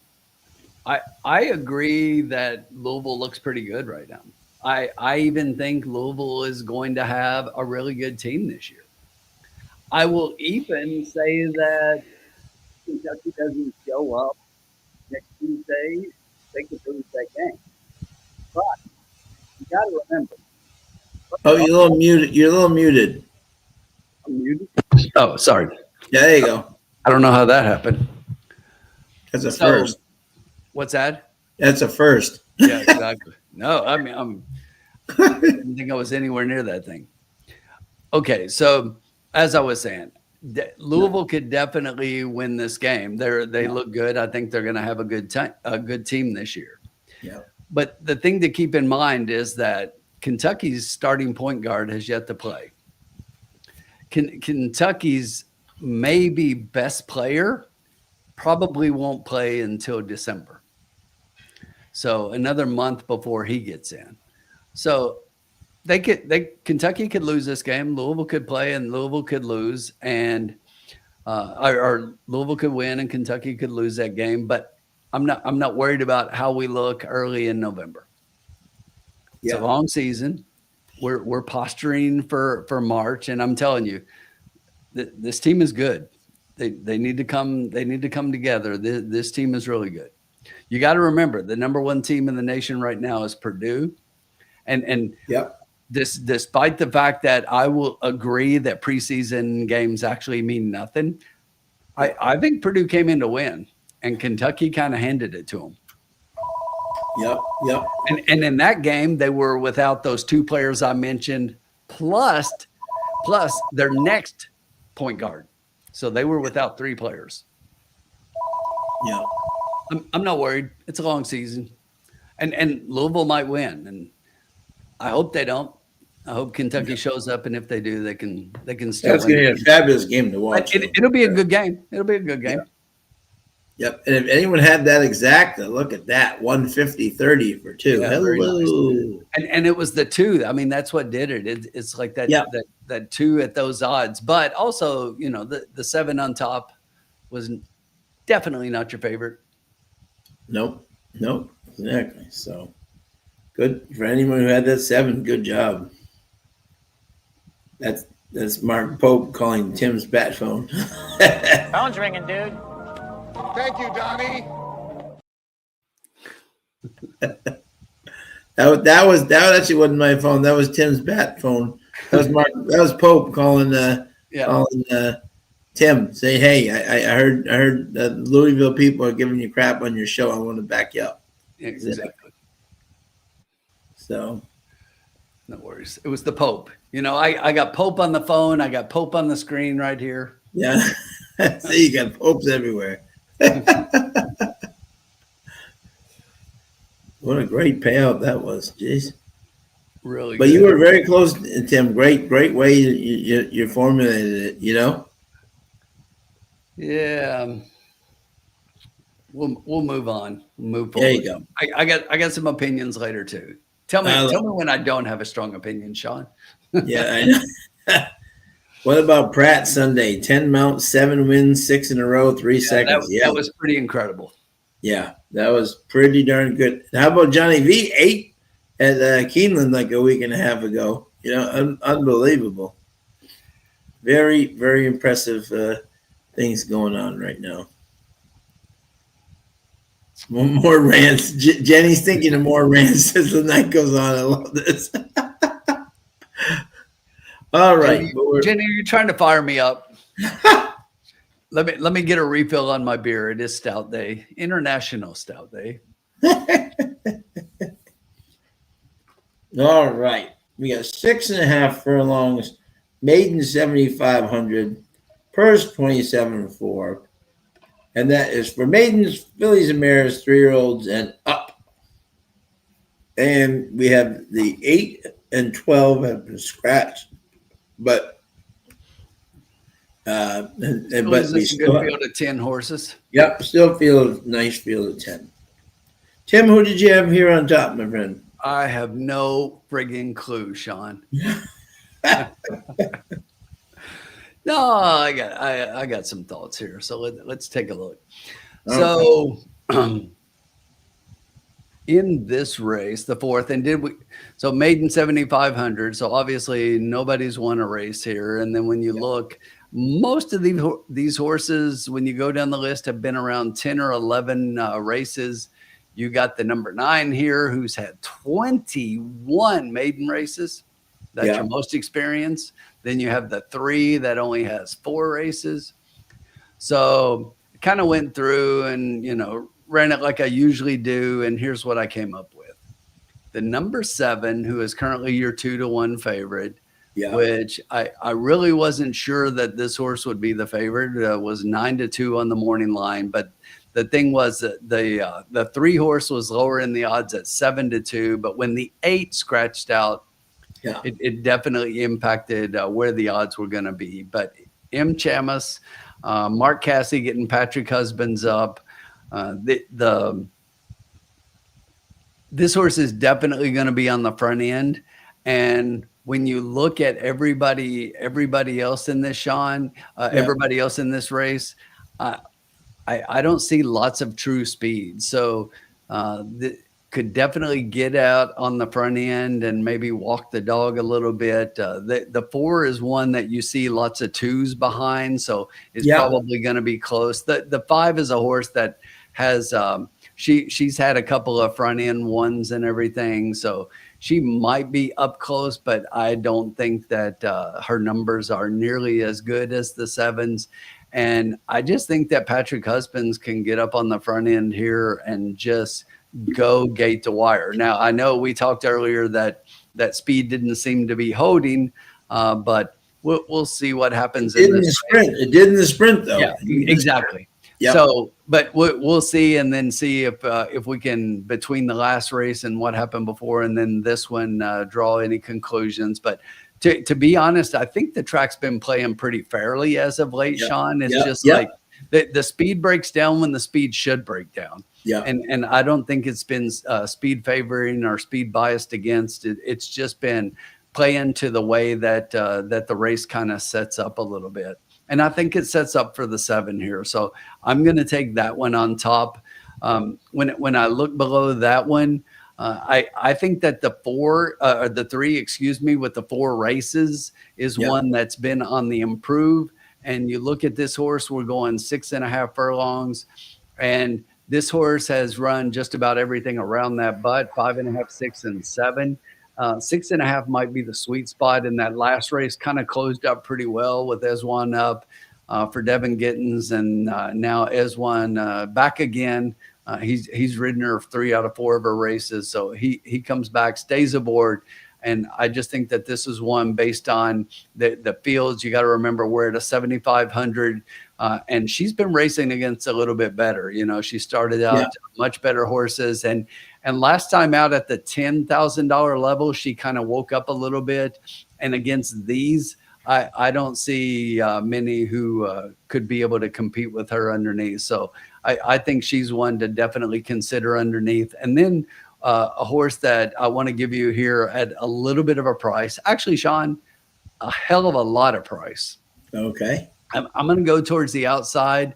And believe it or not, I like this 10 a little bit. Yeah, Kremlin Beach. Yeah. So Noisy Girl, and this is one when you look at the numbers, you look across the board, and if you're just looking at finishing position in the last 2 races, I think you got to kind of go past that a little bit. She's run the distance 3 times, has 1 second, but she's been underneath in 4 of her races, and I just think that the distance here at the 6.5 furlongs fits her a little bit.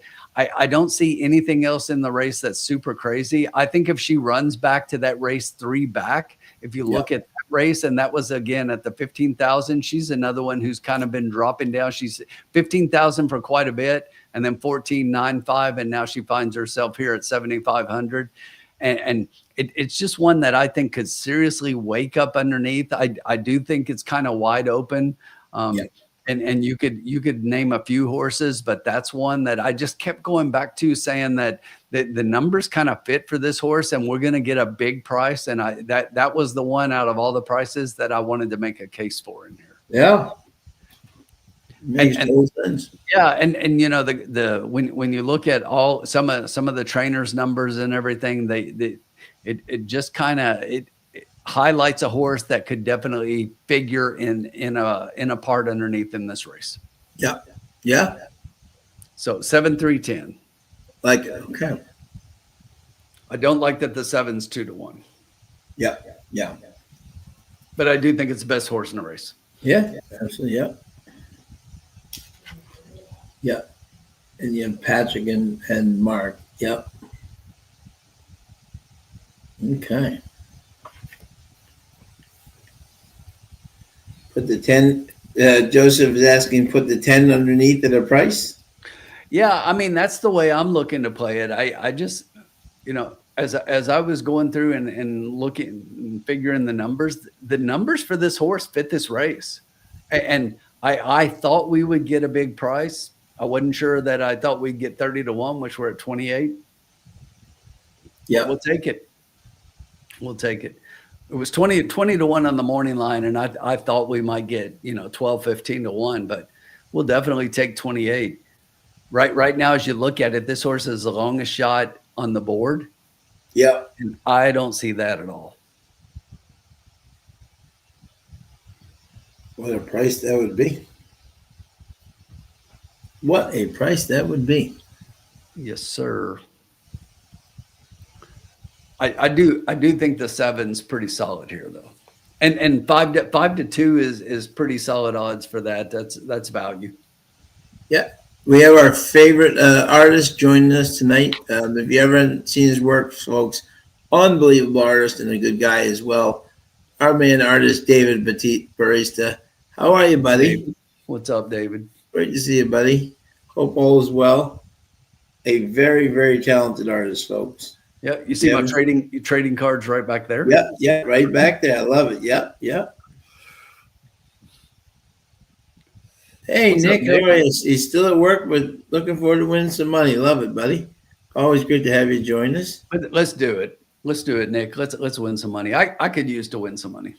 There you go. Always great. All right. So your numbers, if I'm right, were 7, 3, 10. Is that correct? That is correct, sir. Okay. And he does not have my top pick in the top 3. Interesting. But this race, that shows, by the way, and if your top 3 make up my second, third, and fourth. So obviously we're very close. You know what I'm saying? Like on that, I'm gonna guess you're gonna go for Frog in a Pond. Yep. Absolutely. Yep. I'm going to tell you why.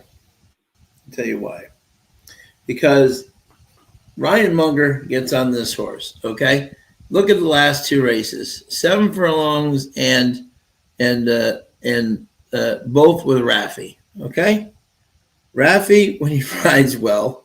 Raffy, when he doesn't win, doesn't often like to go right to the line. And that's why I always have a tough time picking Raffy. Okay. Ryan Munger is 18% with this horse. But here we go. Now, you look at this, right?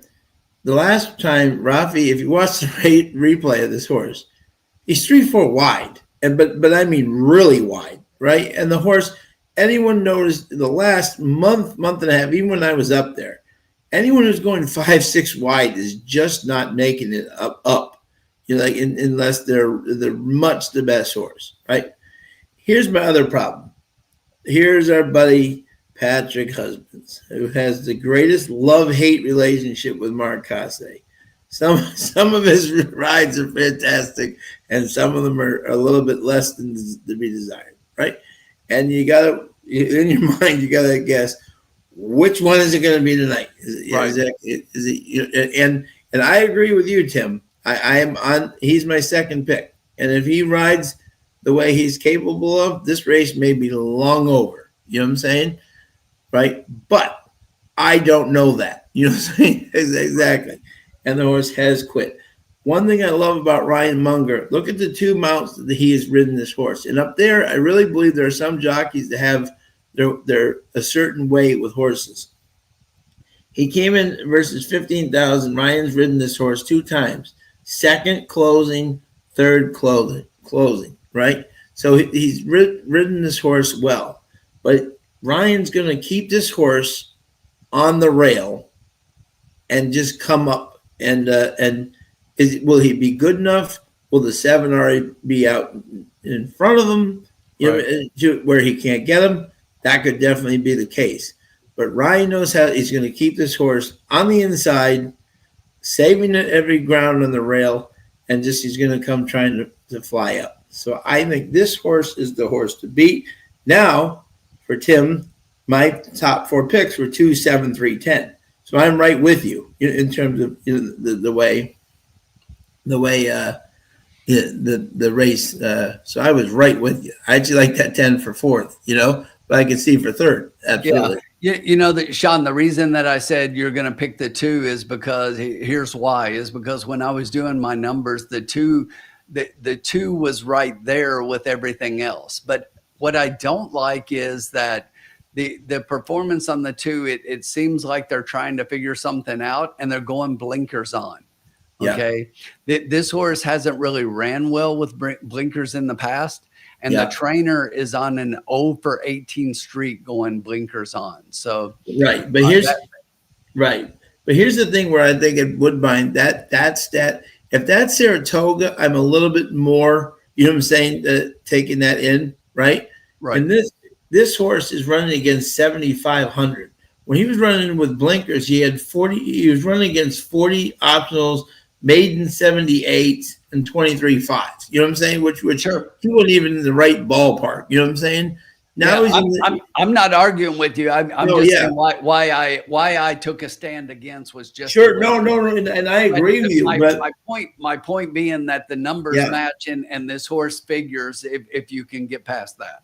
Yeah, right. Exactly. Yeah, exactly. Yeah, no, exactly. And that's what I'm saying. It wouldn't mind if that was Saratoga, I wouldn't like that. You know what I'm saying? At all. You know what I'm saying? That's a stat I would not like at all. But up here, especially at this time in November, when these barns are dropping these horses, trying to get them claimed so that they can, at the end of the time, not have to, house them, over the winter, and it's a whole different ball game. So I think this horse is going to be very interesting. 6 minutes to post. We already have 94 people join us. Thank you to everybody joining us tonight. Yeah, pretty incredible numbers. I saw that Sweat No Bed here was talking about the post that the formula did. He actually ran all of our numbers for every lounge that we did this year. And by lounge, we include the lives because we consider the live broadcast for like Derby Day and like Breeders' Cup like we did this weekend. We consider those to be cocktail lounges, special editions of. But when you look at all of those, we've had our share of days to where we, spend our $100 bankroll, but we've had enough days in the positive and a few really big days to kind of to back up substantiate what we're claiming there. It's pretty. Thank you, Sweat. Appreciate it, my friend. We try our best. Yeah, I'll tell you, as of late, the big thing is you want to be with us on the big days because it's like we've been crushing the big days. We had a really big, return on Derby Day. We had a really big return on this past Saturday with the Breeders' Cup. So pretty decent. And one thing that we always say, it's like we've got 7 races here. And it only takes one. And sometimes it's like we win one race and we're still able to end up positive. There was a couple of weeks ago to where like Sean, then the formula, and then myself, we closed out with race after race after race, 3 straight races and had a pretty big, I think it was a $900 day that day on a $100 starting bankroll. So the one thing that another thing that we definitely do is we kind of set our bankroll. We set it at the 100, and then we're making bets that we think are manageable for most people out there. And some people with bigger bankrolls are able to take those bets and maybe make bigger ones. Some people listen to our horses and take that and they cash bets when we don't. It's just we don't claim to be anything great. We're just telling you what the data shows right now. We're inviting you to tune in and judge for yourself. And if nothing else, follow along and have a good time. Have a couple of drinks and watch some horses. Exactly. And thank you, Mike, for that. Thank you. Jenny wants to know, Tim, are you going tout? Negative. Not Tim, right now. Mayor says, what charity we donating to? We really win this money for the kids. It's all for the kids. It's always for the kids.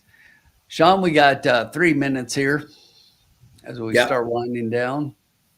Okay. Okay. Mike, your post over the weekend literally made me laugh out loud. But I saw it and I just I had to chuckle, and it was like, Thank you, Mike. and it's funny because it's true. Okay, we're at $76 right now. Plenty. Okay. See, this is one of those races too where you could do like 5 different things. Okay. Lots of ways to attack it. Just choose your own way. Yep. 2 minutes. Yep. All right. He's my. This is like Tim said, conviction. Gotta go with the, There you go. See, I like the 3, but I don't love the 3. I mean, I like the 7 definitely. Patrick, I just can't trust. My bets, I just cannot trust Patrick with Mark. It's awful, but Right. So okay, hit it. I'm ready.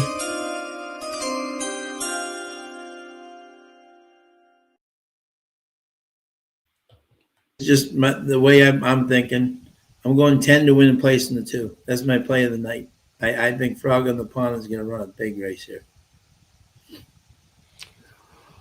Well, there you have it. There's Sean's bet. 10 to win in place on the 2. And 9 to 2, I think, is extreme value. Update the bankroll.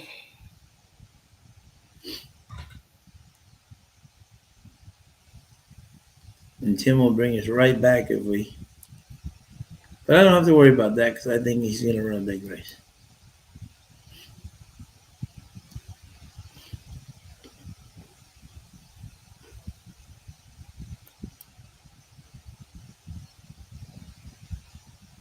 I think we're going to run a big race here, and we're going to be pleasantly surprised.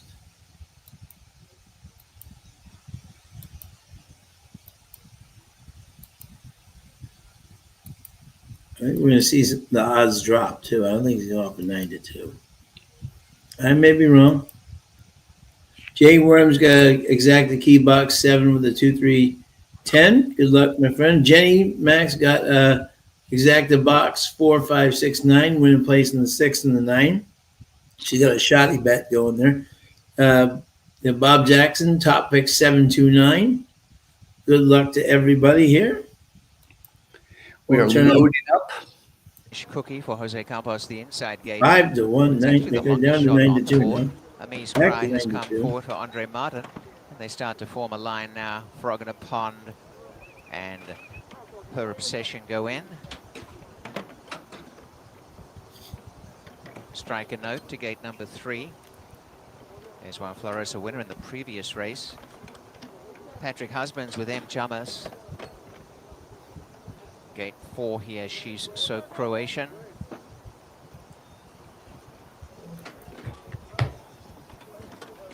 Win on the 6 is First the to formula's Daisy play. Crest and Slot, how are you? 9 with the 7-4.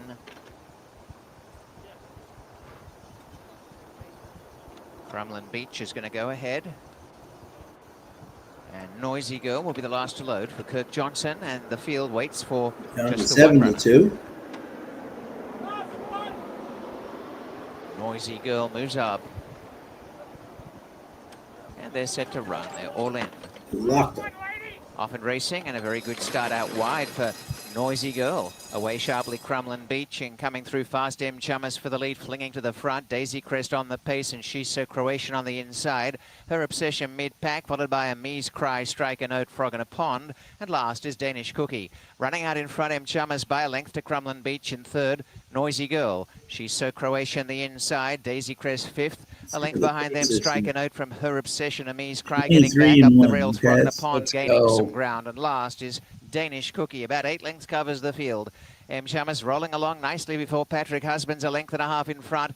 Getting away from Crumlin Beach, and She's So Croatian as they go inside the 3/8.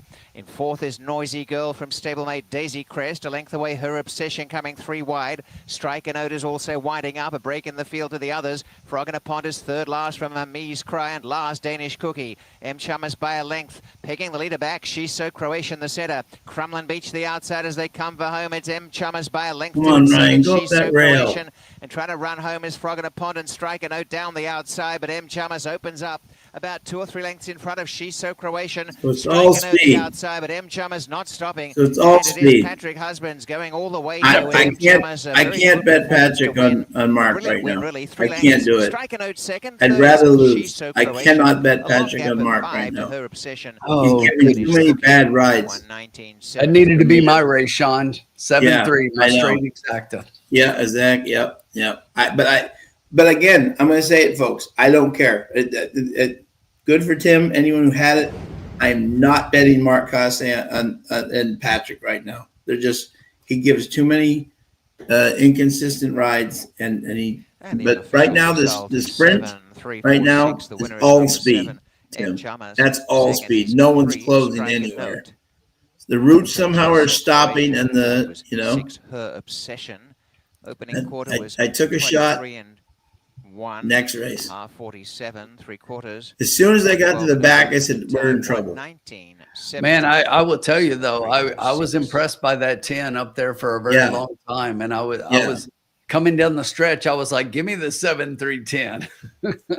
Amazing, yeah. 10 faded a little bit there. Yeah, but no. So, folks, tonight just bet speed on the sprints. Do not bet. Do not bet the. Yeah, absolutely not. Look at this. Patrick's on the lead. Merry-go-round. Yeah, that's pretty much exactly the way that I even saw it, is that I didn't see any of the speed with this horse being able to get up and push this horse enough to make the horse go so fast that she couldn't win. So yeah, I didn't know. See, I didn't know with the speed. I said, was that just the best horse, but now we've seen speed. That Ryan was trying so hard with my 2 to get up, and he had absolutely. Nobody's coming from the back. Yeah. So folks, don't use the exactly. Yeah, Michael, nice job. Hit the exacta. Way to go, Michael. Me too, Michael. Yeah, I just can't bet Patrick with anything. No, I don't disagree, because we've seen that multiple weeks in a row that we've been seeing it. So yeah, exactly. And I said, if he beats me, tip of the hat. Sean, Tip of the hat. Nice ride. You won going away. I'll be right back. Okay, yeah. Very comfortable win here for M. Chalmers. Breaks the maiden in style after having been in second spot on 2 occasions now. Yeah. But I mean, look at how many times this horse has run and he hadn't had the lead. Or he didn't finish it out, So good for him for winning tonight. Oh, look at Jay Worm. LLC winning owner. And Nice Patrick Husbands job. guiding her to a gate to wire win. Yeah. No, Jeffrey it's Osborne, great for you, winner. Slots, Zach, for Texas playing him. Chalmers first. know? More to come. Was not the favorite Exactly, jump. but the, Officially, that went to Strike a Note a little bit more. And by the way, Of course, 5-2, each and not a bad price. They public knew what they were talking about there. Nice job, Fat. Good job. We love people winning. And again, as I say this to people, you're going to lose. It's part of the game. I have no problem. Tried the 2, didn't work. Next race. And to anyone who hit, I'm thrilled for you. Yeah, I even said that before the race. Patrick beats me. Not going to cry about it. And picked up a small profit with the 4. Nice job, Fat. And this is going to be not a bad exacta either. Tim liked the cold. It should have been Tim's race. 7-3. Ice cold exactas. 27.40. Oh, I should have done the exacta because I was 2.73.10. $27.40. Darn it. Trifecta. Should have done exactly. 76.70. The Super We're all geniuses after the race. 6,500. The only time I've lost twice is on a replay of a disqualification.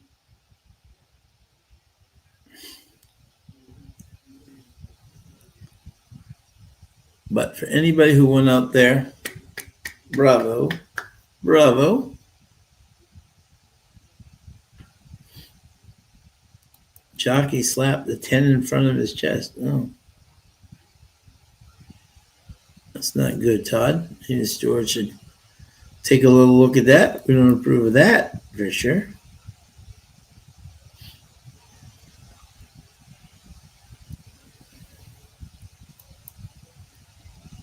Picked up a small profit with the 4.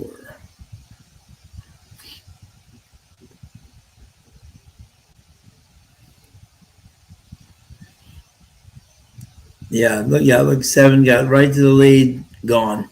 So if we're looking at sprints tonight, folks, don't be betting closers because you might as well just give me the money, and that's fine. I will happily give it to you, me. I have no problem. And look at Ryan, by the way, from the 2. Like, I'm not going to complain. Ryan was trying as hard as he could to get that 2 up towards the leaders, and it was not happening. So I got a rider who was trying, just a horse who you cannot close on this track. But let's look at the 5th race here. We'll move on, and hopefully Tim can bring us right back. Ooh, Slots had the 4-7-9 first leg of the pick 4. Oh, there you go. Come on, Slots, bring it home. That'd be great. 6-1 right now, too. That'd be great, my friend. Good luck. Mr. Chirkop in the house. Trying to win our friend Slots lots of money. That'd be fantastic. Okay, we got a full field of 7 here. Mile and 16th, claiming 7,500 for fillies and mares, 3-year-olds and up. And a field of 7. We'll take a minute here while Tim's gone. And to everyone who watched on Saturday and was a part of it, thank you so much, as always, for joining us. We so appreciate you. A lot of fun doing it, and won some races, which was fun. All right, here's the question. Let me know. Who was your most impressive winner this weekend in the Breeders' Cup? What horse made you say, wow, that was the best performance of the night by far? Tim, we'll start with you. What horse this weekend was your wow horse? Here's a fact that I was pretty impressed with, and not just touting my record. I had a really good couple of days, but going into the weekend, and you can go back and watch the roundtable, and the broadcast. I had 5 horses that I said were singles. Yeah. All 5 won. Yeah. And that doesn't happen all the time. I'm not saying I do that all the time because I don't even come close, but I was pretty impressed. But going into Saturday, I had 2 horses that I absolutely loved that day.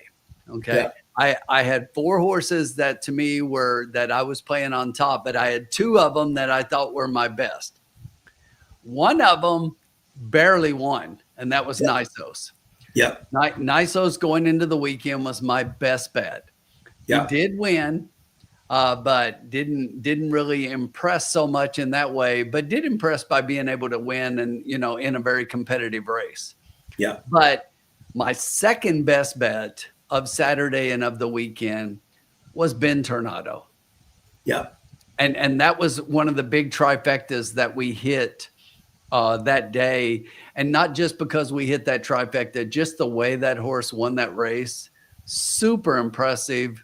I just think it was the most impressive performance of the weekend. And to me, it just has to be Ben Tornado. Yeah. Yeah. And very impressive. Yeah. Yeah.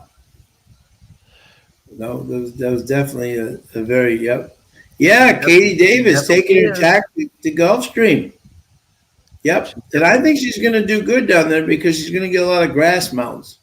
And Katie's a very underrated grass rider. And I think that's going to be a am I saying she's going to win the rider's title? No, don't even get me. That's not the idea when I say that. But she's going to have some good mounts on the grass, and she's going to get some quality in the money finishes and wins. And I think that's going to be a good. I think she needs a change. Get away from New York, and I think that's going to be a good change for her that she needs a little bit of a change of scenery, if you will.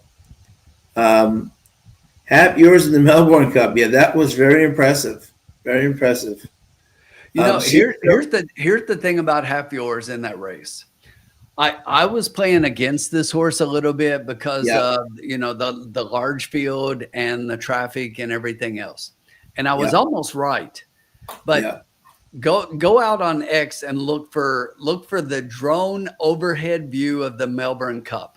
Yeah. If you go to our channel, there's a video that has more views than any other video. Yeah. And it is Rich Strike winning the Derby. Yeah. Okay. And when in that video, it shows that overhead view of how he just gets the perfect trip and comes in on holes that just open up right in front of him and just absolutely, just gets an amazing trip. That is exactly what happened to Half Yours. If you go back and watch that race, watch some of the holes, and I forget the female jockey's name. Sean, do you remember? For her? Yeah, for Half Yours. Jamie. Oh, yep. Jamie. Yep. But she put that horse through some holes that it didn't look like existed. I know. And that was an amazing ride. It was one hell of a ride. I stayed up that night. I don't like staying up that night when I got to get up early and be at work, but I stayed up to watch the Melbourne Cup, and I was super impressed. Someone said to him, and I think you'll agree with me. She said that was the female version of Pizza Bianca when Jose Ortiz was kind of going through like holes that you didn't even see were there, and still got her up. Yeah, it was just like Moses parting the Red Sea. The spots just opened up in front of her, and she just kept bursting through. And if it hadn't been for that horse had no chance because she was back there a little bit, and then she just found a way to get through some holes and make some space. But great race, absolutely loved it.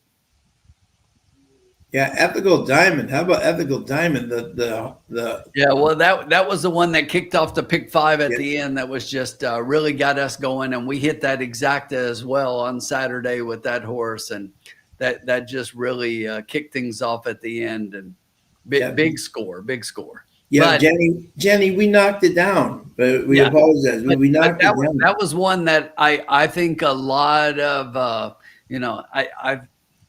I think it was the cause, although I saw a post this weekend that was from the someone in the ownership group.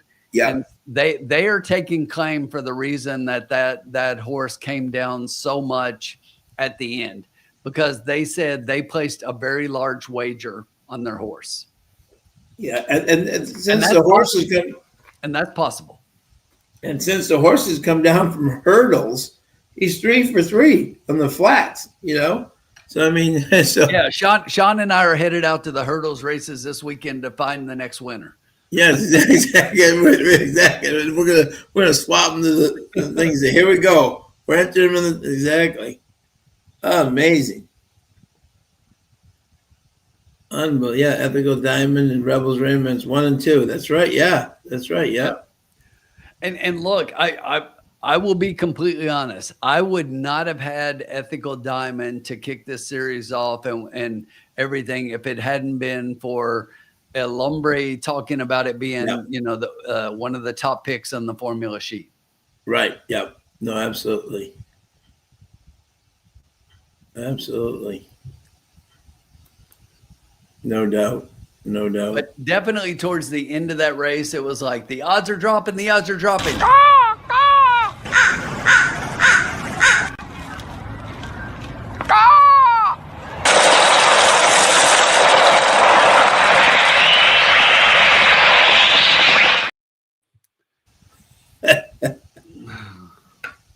All right. So Tim, we move on to the 5th race here. Let's do it. I'm ready to bring us back. Let's put us up. Yeah. Let's go. Okay, mile 16, claiming 7,500. Yeah, and that's for fillies and mares, 3-year-olds and up. Mile 16. And we have a field of 7. Interesting race here. Okay. My first pick here, Tim, would happen to be the one that they're betting right now, and that is the one Candace for Andrew Smith and Kevin Nichols. Andrew Smith is a young trainer who's taking on. He also owns this horse. Doesn't have many horses, but I mean, 1, 2, and 1 in 6 starts. You can't. That's getting the barn some checks. Doesn't have a lot of horses, but when he spots them great. And the way this track is playing at a mile 16 is exactly the way you want your horse to be. I know the sprints were all speed, but the horses have been kind of dying so far on the routes. And I think this one is going to be ultra tough here with my man Kevin Nichols, and who's been riding. I think had like 2 or 3 last weekend, so he's back riding very strong. So you love to see that. He's a great guy.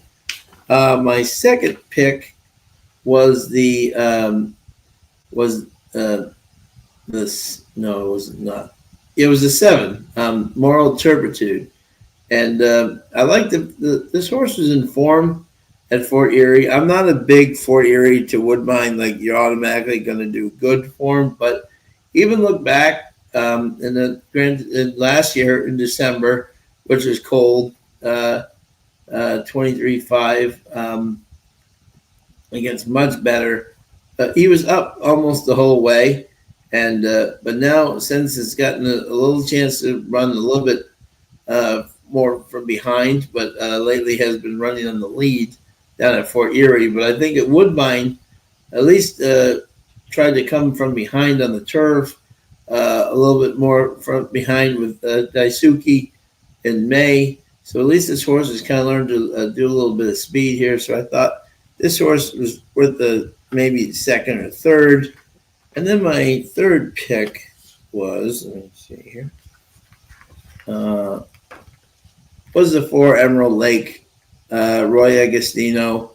This horse always tries, first time back at Woodbine, was off inside. That was a day where everything was speed. If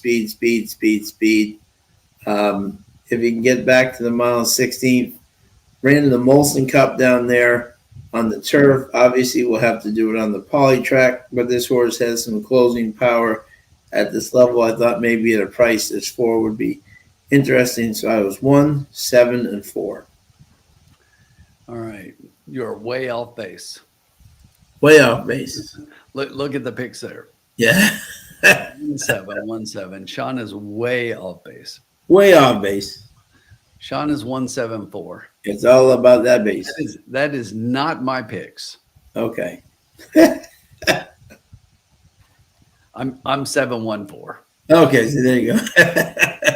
No, I really am. And Yeah. and here's the thing. Look, I get everything about the one and agree with the horses, but I just think that in this race, Yep. this is another one, just like in the last one. Yep. Even though we're routing, Sean, Mm-hmm. I'm gonna say the 7 gets out front and just doesn't look back. Okay, yeah. And I can really see that happening here. Yeah, absolutely.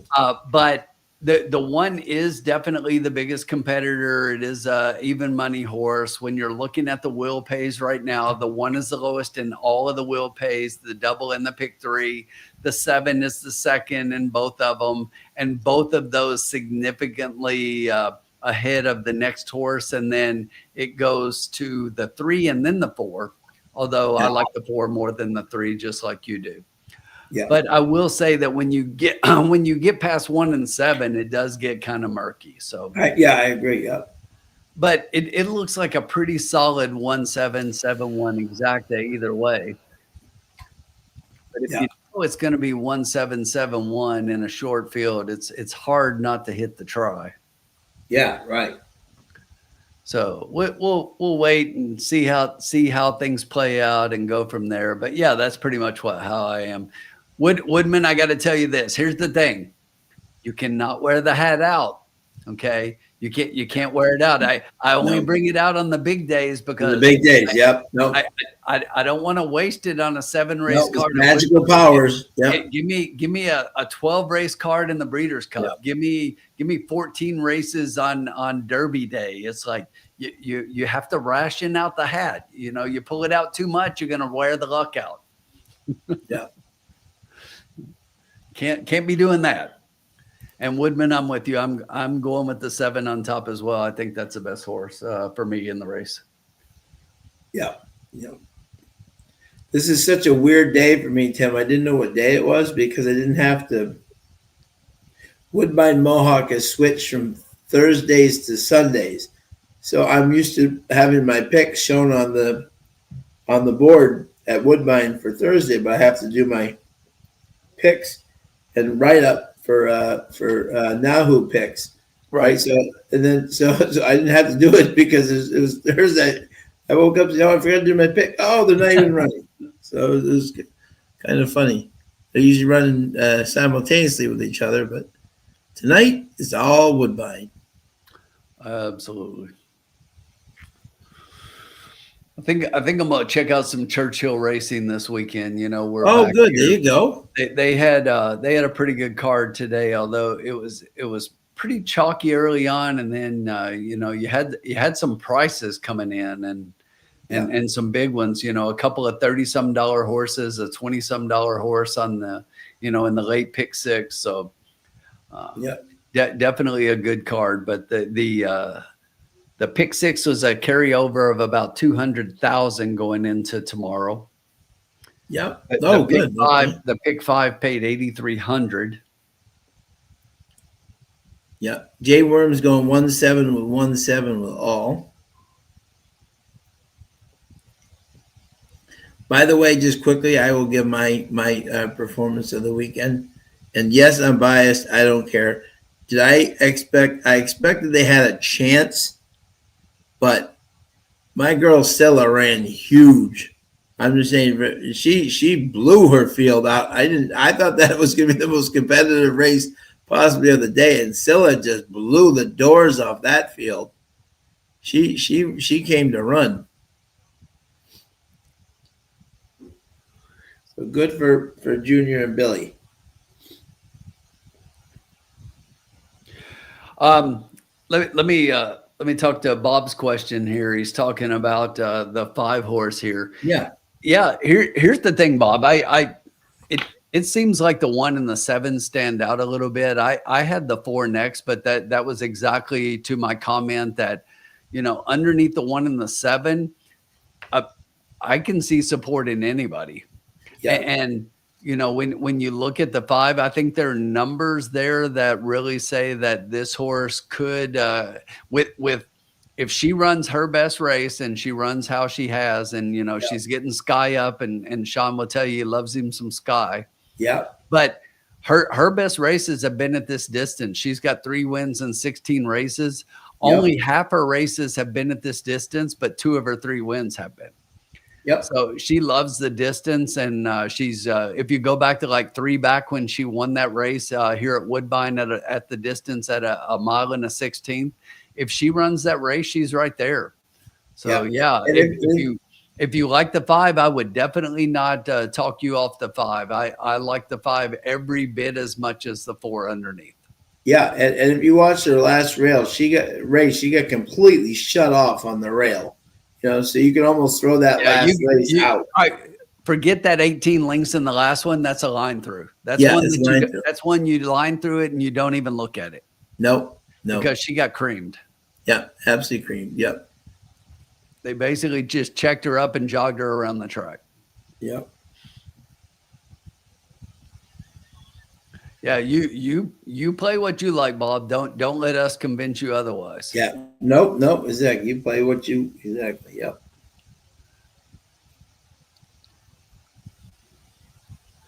I'd rather congratulate you on a 10-1 winner than talk about my 5-2 winner on top. Yeah. 2 minutes. We're finalizing things 2 here. minutes. Place your bets. Cheers, Bob.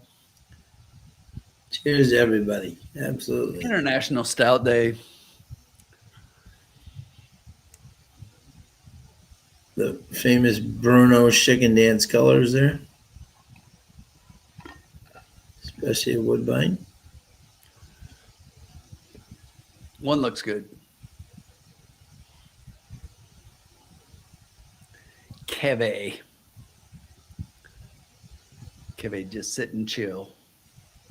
Absolutely. The mayor of Turfway is going $1 win, place, and show on the 7. Mike, don't spend all your money at one time, buddy. Easy. Yeah, easy there, but easy there. Tiger.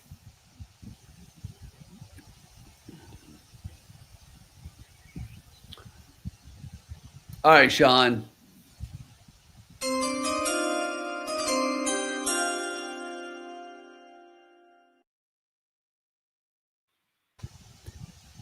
Here's what I'm going to do. Okay.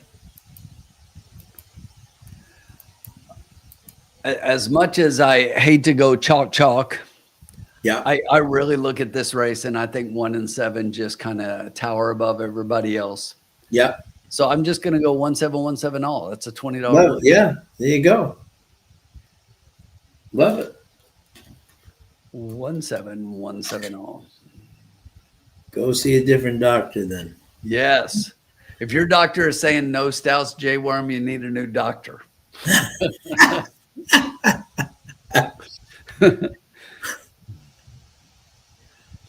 Jenny's got a exacta box 3, 4, 5, 7, and winning in place in the 4 and the 5. But We're all over the board. I'm gonna knock 20 off the bankroll here, Sean, for this $20 bid. But we're getting ready to put a whole lot more than that right back in it. Absolutely. I mean, Michael said that he's got a 7-1 with 174. I can support that. love it.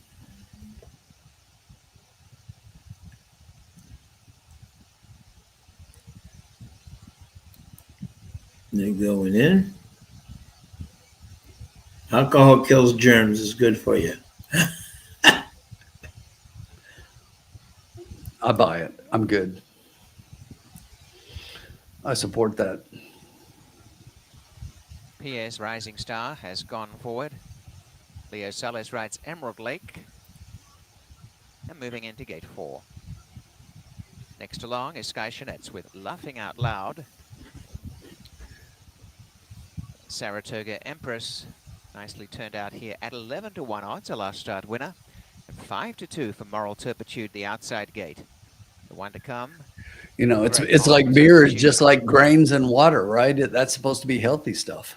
Right. A little bit of hops. The gate has been left open for this horse to go in. Blindfold applied. And Sounds like salad to me, Sean. The front gate is secured and the track clear for the start. They're ready. Grains and hops and a little water.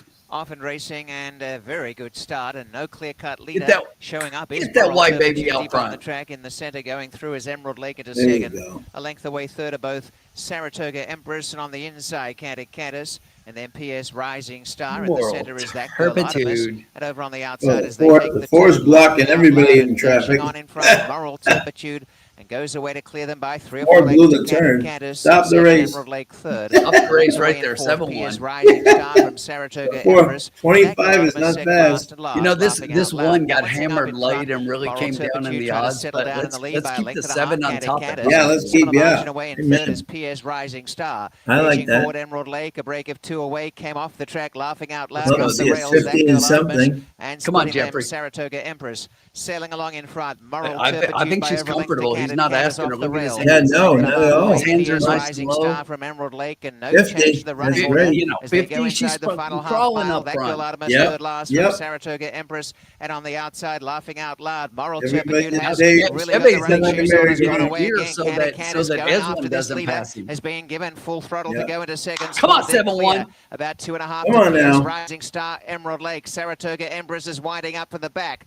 Coming quickly, Candace within about a half of Moral Turpitude as they corner into third. Pierce Come on, Rising Jeffrey. Stars only a length and Come a on, half you two, away. stay And together. then closing ground at the top of the stretch Stay together. Come on, Candace is 7-1. alongside Stay Moral together. Turpitude, and at their Come on, good Jeffrey. Pierce Rising He's Star on the losing momentum. outside. Candace taken on by Pierce Shit. Rising Star, and that girl Artemis running after both of them. Pierce Rising Star got the lead from Candace. Listen, look at this. The speed is dying on the Pierce roots, Rising but Star it's coming killing them away the for sprint. Eswan Flores and grinds on to win by Every almost time. 3 lengths. Candace second from that girl Artemis, Wow. and Saratoga Empress the setter. What a And Moral weird track Turpitude weakened tonight. out of it, heading the rest. Sprints are just speed, 147.99. but roots are getting killed. And they didn't go fast, John. That's No, that's exactly what I'm saying. Yeah, If- but these if you- roots. Listen, if you tell me that the 7 is going to be up front and they're going to go 25, 50, Oh, 115, absolutely. I'm yeah. going to bet my whole bankroll on the 7 to win. Yeah, absolutely.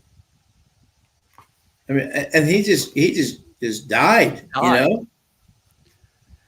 When Yeah, I you're mean, going this- 25, 50, 115, I mean, you should be able to finish. Yeah, absolutely. To PS Rising Star, the first quarter in 25 flat, the half 50 Yes, in Rising 1. Star. 3 quarters, 115, the mile. 141, and the Well, that time is sucked. 147.99. Yeah, man, I thought we were home. Actual. I did too. Finish. When Yeah. we rounded the turn and we had both of those horses, I'm like, as slow as they're going. PS Rising Star, are you kidding me? When you look at the double wheel pays, that horse was the second highest. Yeah, When you look at the pick 3, was the middle of the pack. yeah. 3 above, 3 below. Wow. But Crazy. which just says that, you know, that just didn't make sense there. No, it did not. It did not at all. That 7 does have a weird running style. He does. Very weird. Doesn't he I don't know? like it. I'm putting notes in on that horse. Just I won't bet that horse again. No. Zach, I don't blame you.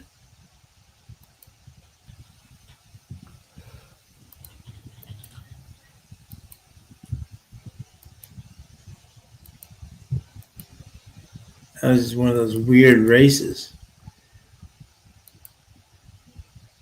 You know, to me, it's like you hear it so often. You know, pace makes the race, and trying to figure out race shape and looking at it and just kind of picturing the race in your head. When I can do that, is when I'm most successful.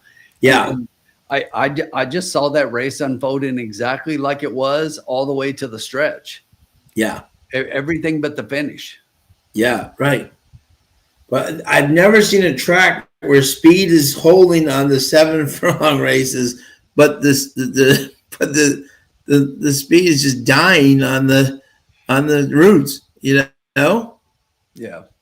And especially at those, especially as you said, at those fractions.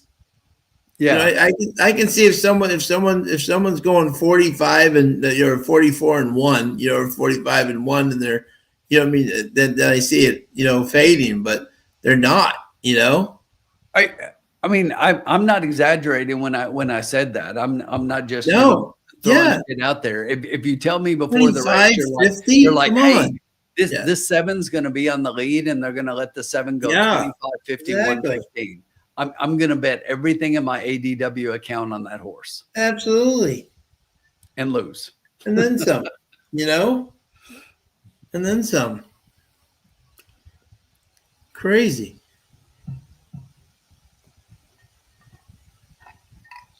Absolutely nuts.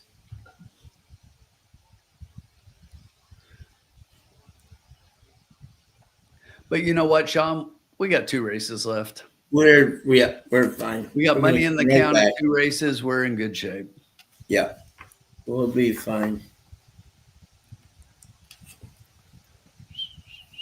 We will be absolutely fine. Well, that killed my pick 4. I had my 7 single going to that race. Did you really? Oh no. I needed 1 or 7. Ugh.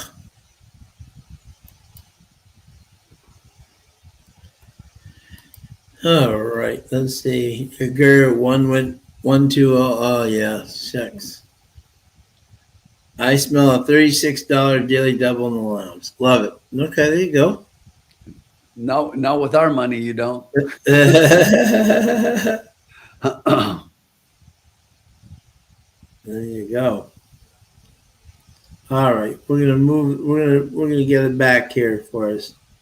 It's gonna be just fine.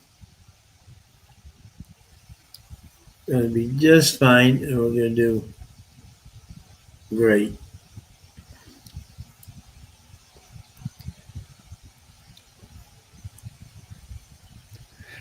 If only the formula was here to help us. I know. If only. Yeah. If only. Here he is. What's up, guys? He's gonna get us. He's gonna get us back in the winning wave. We will see. We'll In the see. winning waves of winning. As they say, when the going gets tough, the tough start playing Delta Downs. So yeah, tell Paco I said hello. Exactly. He's right where he should be. Shots fired.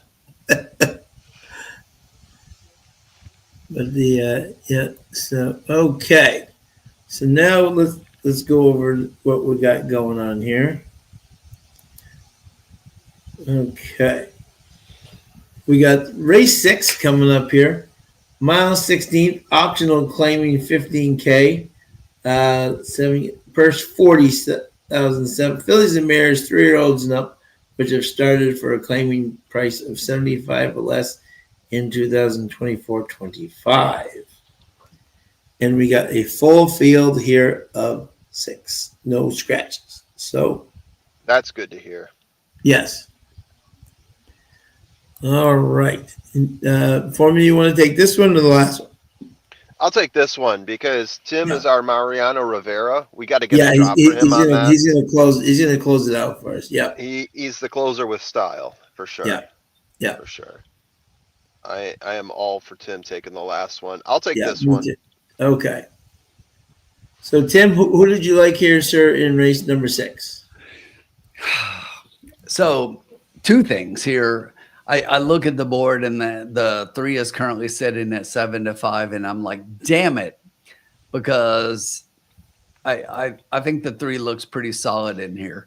The thing about this is, if you go back to the 23rd, which was a couple of Thursdays ago, we didn't actually have a lounge last Thursday because we were doing Friday, Saturday. But if you look at the last lounge we had, I actually talked about Fish Mooney on that day, and I said, this one coming off a layoff since October, I'm like, she needs a race. She needs one. I'm like, I really like this horse, but I think she needs a race. I was wrong. She won. Okay. So I was against her that day. And look, if she can come back and win off the layoff like she did, and I thought it was a pretty decent win, I just think she's going to be really tough in here. Yeah. You know, Abley rides back. Marty Drexler just looks really tough in here. So I'm like, okay, if I got to eat chalk on top, let me find a horse that's going to give me some value. And I'm like, damn, I got a horse. That's 15-1 on the morning line, and I love this horse. I think that after the 3, to me, this horse looks second best of everybody, and that's the 6 on the outside. Looks lucky to me. Yeah. And I was looking at this horse in that last race going 7 furlongs on the synthetic. Now we're gonna stretch out a little bit to a mile and a 16th, and she hasn't run that distance, but that last race she was closing up and looking really good, and getting Adams up now, which is going to give her a little bit of that little 5-pound allowance here. And I just think that the stretch out is something she wants, and that the mile and the 16th for the first time, I was willing to take a shot at a price. And I say that because she was, like I say, 15 to 1 on the morning line. And right now she's down to 5 to 1. Yeah.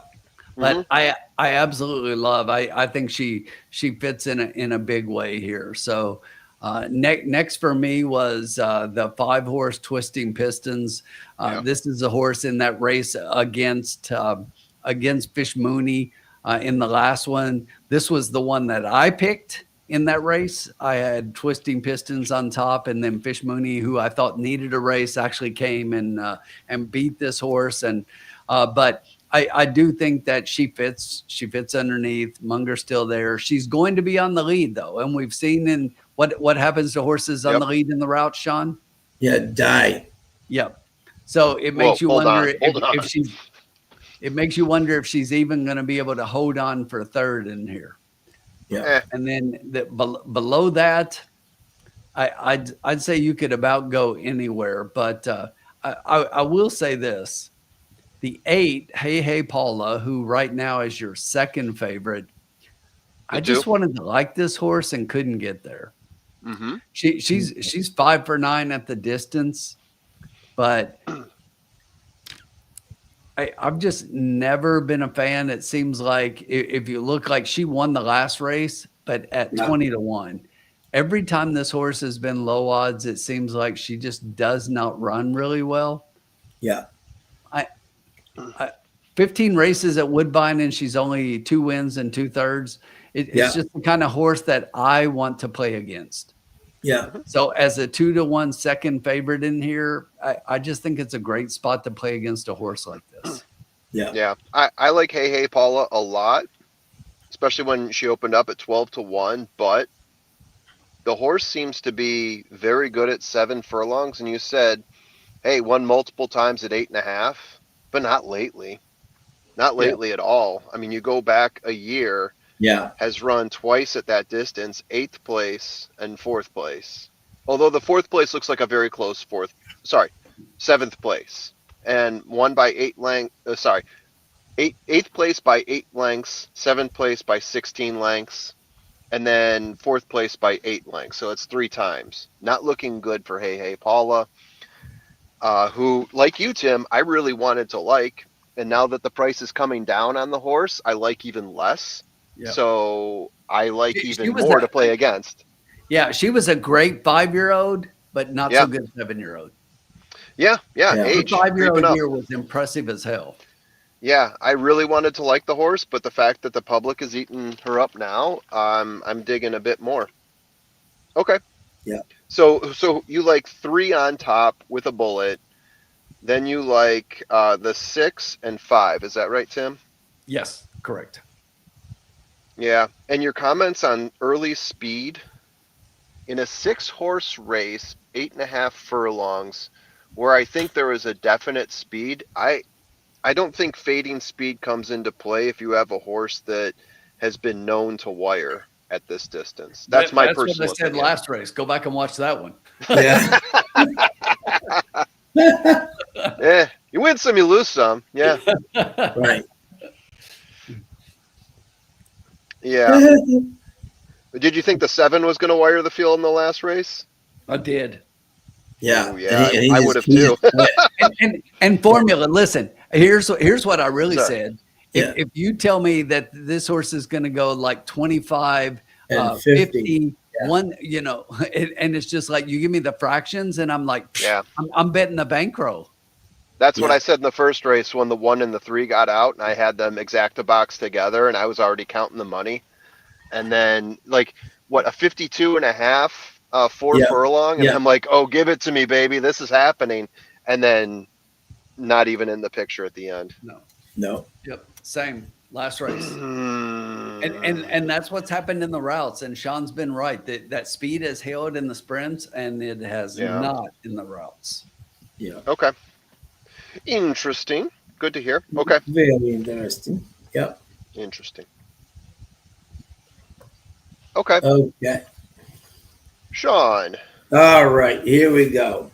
Here we go. So we noticed that our good buddy Bruno Schickendance, he's not my good buddy, but our Cinnamon, yep. Bruno Schickendance has the favorite, the 3, Fish Mooney, right? And this horse definitely has a legitimate chance here, no doubt, off that last race, right? And should be counted. However, Bruno also has the horse right outside of him, Perfect Girl, Ooh. with Esmond Flores. Okay, Yes. and what I like about this horse is look what happens when Esmond gets on. 7.5 furlongs on the turf, wins. Then you go back to June 25th, mile 16th on the Poly, second by a length to Logistics, right? It is maiden 15,000, Esmond Flores, first. So in his last 3 races, he's first, second, and first when Esmond has gotten on this horse, right? And Bruno puts him in versus the 3. So I think this is Ice Cold City. I think Bobby D's got it kind of there, looking good there. I think this is 4, followed by 3, followed by 6. Guys, Or- look, I hate to interrupt, but we got to do this because in the paddock, we haven't done this all friggin' night. Yep. Riders up! Now we're ready. Now we're ready. So I'm 4, then 3, then 6, with the 2 right. Bruno horses together. All right. 4, 3, and 6 with the 2 Bruno horses together. Okay. I got some stuff to think about here. You know, pretty interesting right now. I threw the riders up clip because I saw the riders getting a leg up on a lot of the horses, but the 6 is sitting in the stall. Yeah. Mikey DiPaolo. Yeah. So this was the one that I thought was going to be my really big price horse underneath and has dropped all the way down to 3rd favorite 9-2. What I think is really interesting is the 2 took a lot of early money and was a 2nd favorite and is now all the way up to 6-1. I do not like the 2 at all. Yeah. And as I say, I don't like the 2. Mike goes 2 all. Ice cold inside. Ice cold. It's interesting to me. Yeah. I wonder if there's a jockey change. I like the 2. I just don't like the 2 at this distance. No, there's Austin. Okay. If we were running another 7 furlong race, I would be all on what Mike was just pushing in, but I'm not buying it here. Yeah. Whew, okay. Guys got thoughts on the 1? No one said anything about the 1. The 1, Foxy Diva. Foxy Diva. Yeah. Thank you, Ethan. Yeah, this horse, I mean, he's run good races and Pietro's on him. I think he's like a 3rd place candidate in this group. But he has a chance. I mean, he's got Pietro, and Pietro's coming 1st and 3rd with him. So, and even at a mile, the only thing I didn't like about him is the mile 16th. He made kind of a middle move, but then just kind of flattened. You know what I'm saying? Like in versus where I think he's kind of a 7 furlong is kind of his game. Where in mile 16th he kind of flattens. So yeah, and Pietro's only 2 for 21 for Steve in the meet. So.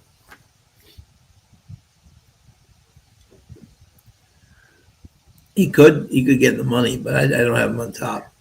Yeah, if you were asking me how I had the entire field, I gave the 3-6-5. The 4, Sean's 4 would be my 4th pick. I would have 1 5th. Yep. Yeah. Okay.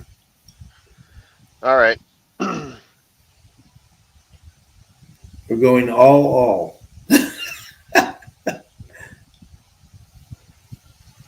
Oh, 36. Eee.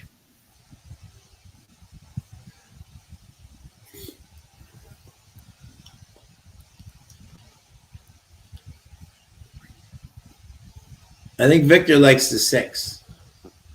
Think Victor likes a 6? All right. I'm going on a limb here. Either that or the devil, one of the two.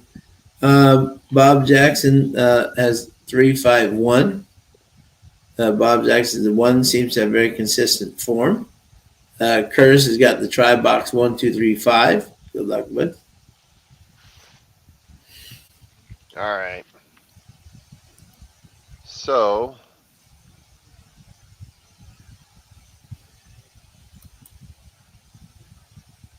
I'm just typing it in now, and then I'll tell you to hit the button in a second here. No worries. We can hit lots of buttons. Love to see it. Love to see it. See it. All right. So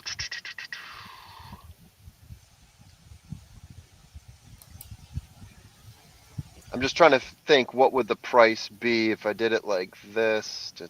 I don't want to use up all our money because I don't want to leave Tim in the lurch here if he needs to bail us out.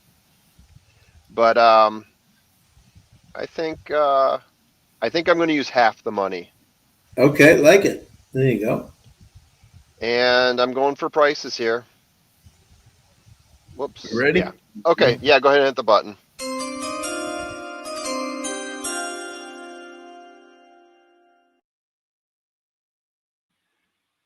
All right. Please take $18 from the kitty as we are playing a $1 trifecta key box. I hope I typed it right. I can't see right now. We're going to key on the 4 because I like the price in the 4 and I like what I think the 4 is going to be able to do. I like the 1 here purely based on pace. This is a horse that sticks close to the pace. We're hoping that the 5 is going to slow down a bit. I'm hoping the 1 hangs on for a bit, maybe even passes him up. Would love to see the 1 on top. And then on top of that, the 3 seems to be a pretty solid deal. We're, 8-5 or 6-5 right now. I'm definitely hoping that horse comes out somewhere. Well, I mean, I'm not banking for him to come in the top 3, but at least maybe plays out one of those positions because I think he's got a chance. And then, Tim, you seem to like the 6. I'm going to throw him in there. So I'm laying off of the 2, who I think is suited for a different distance, and I'm laying off the 5 because speed isn't holding up. And I'm playing all the other horses jumbled up here. The 4's got to be in there. And I'm hoping we get some sort of nice little trifecta box on that $1.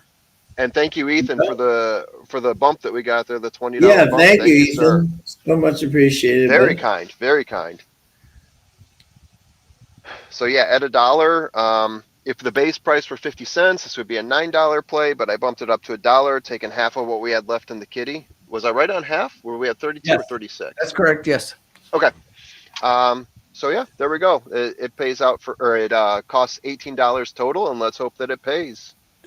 Yeah, and you're not really taking half of it because you're just building it because it's gonna be good. Exactly. This is a confidence play. Yeah. Love it. If Hey Paula wires the field, I will be very upset. Very upset because my numbers said, hey Paula looks good, but I'm looking at it thinking, no, I don't know.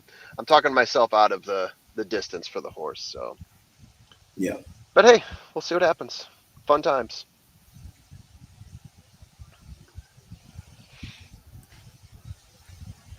All right.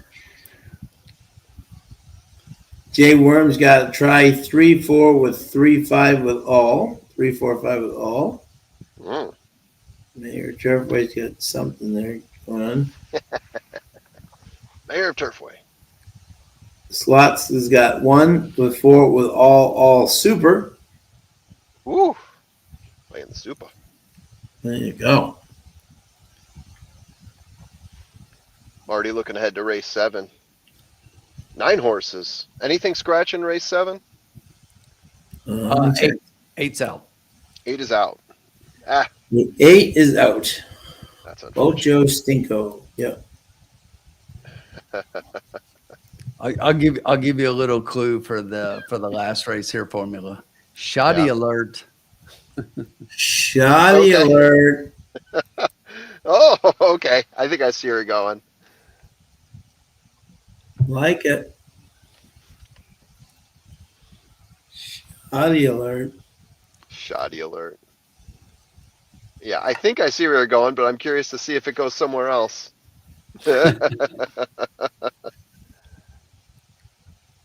Where is Shoddy? We used to see Shoddy in the comment section all the time.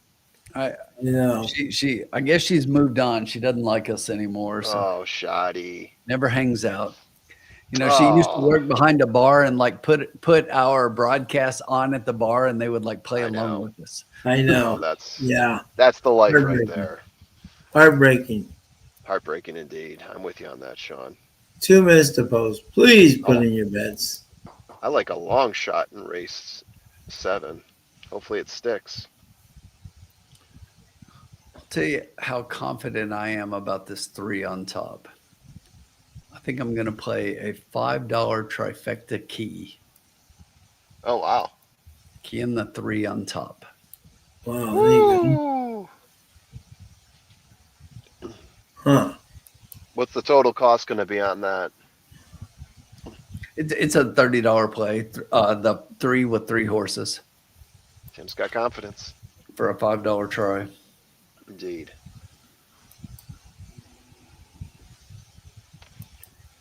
I think in my situation, I would have to exit the lounge to place any sort of wager here. Yeah. If I wanted to. With my phone in car situation.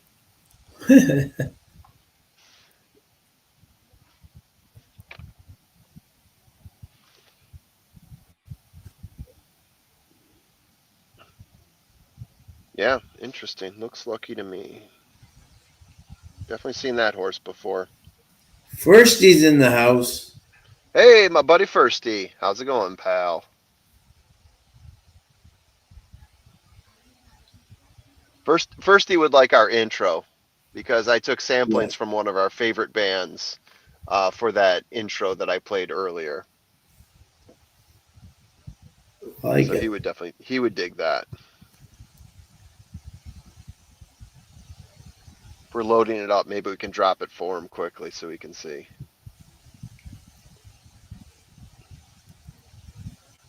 Or not, either way. You are the champ. Believe me, you got more guts than you got sense. The clean-cut favorite at the jump as the field is now Yes! they're set to run. I love it. Start out wide. Looks like way nice. Coming through between them, Twisting Pistons for the lead, and over on the inside, Foxy Diva. Fair enough. He got the Hey, picture. Hey, Paula being passed by Perfect Girl. Twisting Pistons and Looks Lucky to Me match strides. Wow, And they've gone 5 and clear out the 6. stretch This by is a 2 quarter lengths. horse race in Racing Los third, Fish Mooney Alamitos. and Foxy Diva.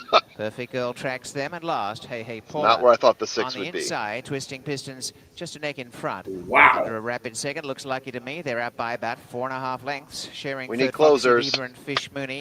And tracking them, Perfect Girl, a length and a half away, and 2 away last, Hey Hey Paula. Up the backstretch they go, 5.5 to run. And showing the way together, Looks Lucky to Me, and on the inside, Twisting Pistons, keen to go on here. Looks Lucky to Me, has gone to the front, and they open up a lead of about 2.5 again.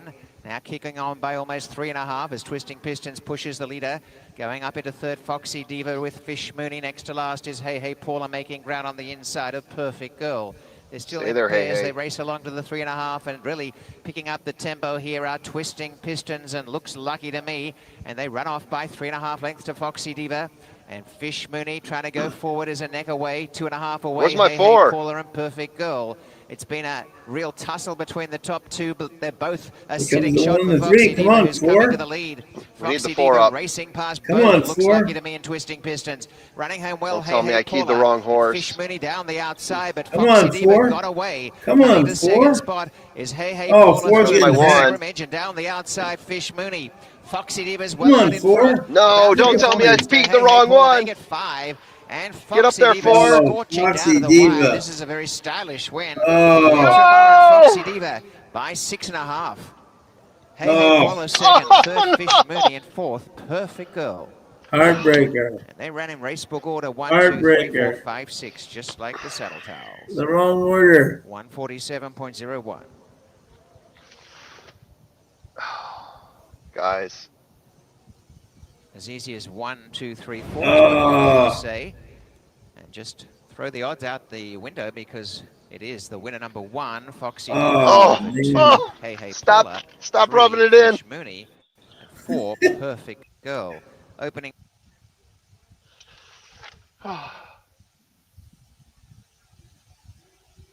Oh.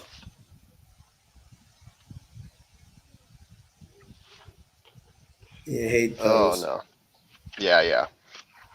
Oh.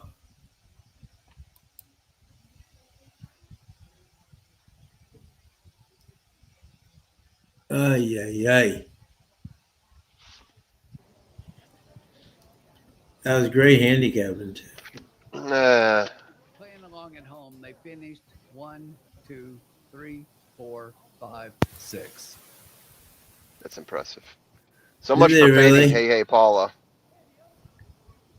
Yeah. Yeah. That's crazy. 1, 2, 3, 4, 5, 6. Nuts. Damn.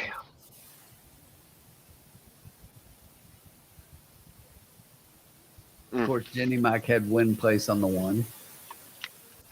Good job, Jenny. Oh, Jenny. Good Of job, course she did. Jenny. Oh, that's a hell of a win place. 9-1. Nice work. Nice work, Jenny. Mm. Gentlemen, we need a miracle in the last race. Yeah. Yes, we We need a can good get it. play. We can get it. We can. We've done it before. Holy crap. Back to the winners list, Foxy Diva. She's now won 2 of her last 3 and takes her tally to 4. Congrats to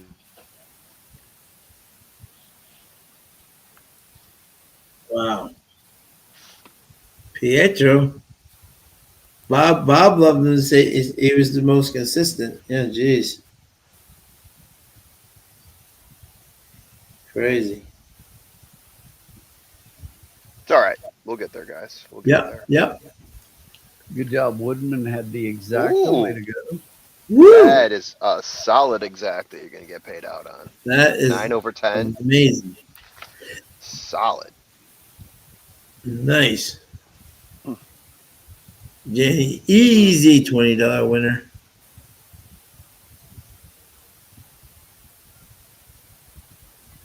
Nice job to anyone who had that.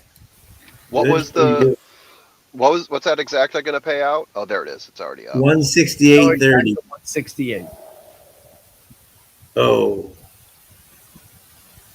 Oh. 1, 2, 3, 4, 5. Look, out of all the horses in that race, I wouldn't have bet the 1 with your money. I saw something in the 1. I should have. Consistency Yeah, for anyway. sure. Yeah, and I also liked where the 1 sat on the pace. I Yeah. thought that was going to be, and obviously didn't set up that way during the race. Yeah. And I like the odds that were paying out on the 1. Obviously, Woodman is in agreement there. Oh. So, gentlemen, in the pick 6 right now, as we go into the last race, all of the Yeah. horses except 1 are covered on 5 of 6. Wow. One horse, which is the number 1, is only covered on a 4 of 6. Wow. And there are no 6 of 6 coverage. Wow. All right then. Wow. It's a crazy sport. Yep. Yep. Yep. And our final race is the 7th race, Yeah. which is a mile 16th, claiming 5,000 for fillies and mares, 3-year-olds and up, which have never won 2 races. Mm-hmm. That'll give Tim some happiness there. A little bit. Never won 2 races, so what better person to have this race than that? You know? Yeah. John, I actually the way that we've been doing it, I mean, it should be your race. I've had one more than you, I think, but I'll give it to you. Exactly. You've been the closer. I'm good with it, but I just wanted to offer it to you. Yeah, thank you. No, my thoughts on Woodbine tonight are not working tonight. And sometimes you have those. The other night I couldn't miss. You know, the other night I could not miss. Yep. Exactly. Sometimes you have those days, and exactly other days where you exactly. All right, Formula. Who did you have here, my friend, in the finale? Yeah, I'm gonna start with some longs here. So the Okay. horse that I've got on top Yeah. is the 3 horse, open at 10-1, currently at 13-1. Okay. Yeah, has run a number of 8.5 furlong races at this park, has been very close in a number of them. A lot of third places, but 2 races ago, third place by 1 length. That's very Yeah. close. Yeah. Third place by 3 lengths, and then third place right there, Yeah. by a nose, by a neck, whatever it is. But Yeah. the horse is in there, and it's Yeah. every other race. And guess what? Last race, the horse was in 7th place, 3 lengths back. So this is the Yeah. race where he's going to be right there, right? Take Yeah. chances. The 3 horse. My Like next horse. Thank you. Next horse, give you a little bit of a queen, Radio Goo Goo, there you go. S1 Flores. Yeah. Just transferred trainers. First claim is 13% for the trainer, Devon Gittins. The horse was 3rd place last time out. That was in a 7 furlong race, though. Horse has gone the distance a couple times. What was it that I liked about this horse? Yeah, at a mile on turf, broke his maiden, had a real nice race then. So starting to come around. 33% as a beaten favorite. The horse was the favorite last time out, got 3rd place, as I mentioned before. So I'm looking for a bounce back here with S1. Then I'm Yeah. going to give you another price at 8-1. The 6 horse, not yeah, 5-1 right now. Yeah. Let's see if I scan through here. The horse runs a lot of 8.5 furlongs. Broke his maiden at 8.5 furlongs back in May of this year with Ryan Munger. Gets Dice K today. Dice K's rode this horse twice. First time out, 4 lengths back, not too bad. Got a little bit closer last time, 2.25 lengths back in that race. Blinkers off, 21% blinkers off for the trainer in 33 races. Whoa, getting some sound. Anyone else hear that? Yeah. Little That me? feedback? Maybe that's Tim. If you hear it, it's probably Tim. Okay. Get a All little right. feedback action. And then the last horse I'll go with is probably still the favorite. Yeah, 9-5, open at 8-5, Serenading Amaya. Last time out went this distance, finished 3/4 lengths off as a closer, but a mid-level closer, likes to sit, I would say, 3 to 4 lengths off and then charge at the end. Even when this horse was 4th place, was only off by 2 lengths, 1 3/4. These are the last few races. Broker maiden at 1 70. Again, sitting tight, closing, gunning it down the track. Fraser Abley, the jockey here. Let's see what else. Anything else? Yeah. So in order, I'll give you 3, 7, 6, 9 as my favorites. There you go. Okay. Whew. Wow. And what I like about the 3 the most is I like where this horse sits off the pace. I'm just going to say that again. I think the 5 is Yeah. going to set the pace here.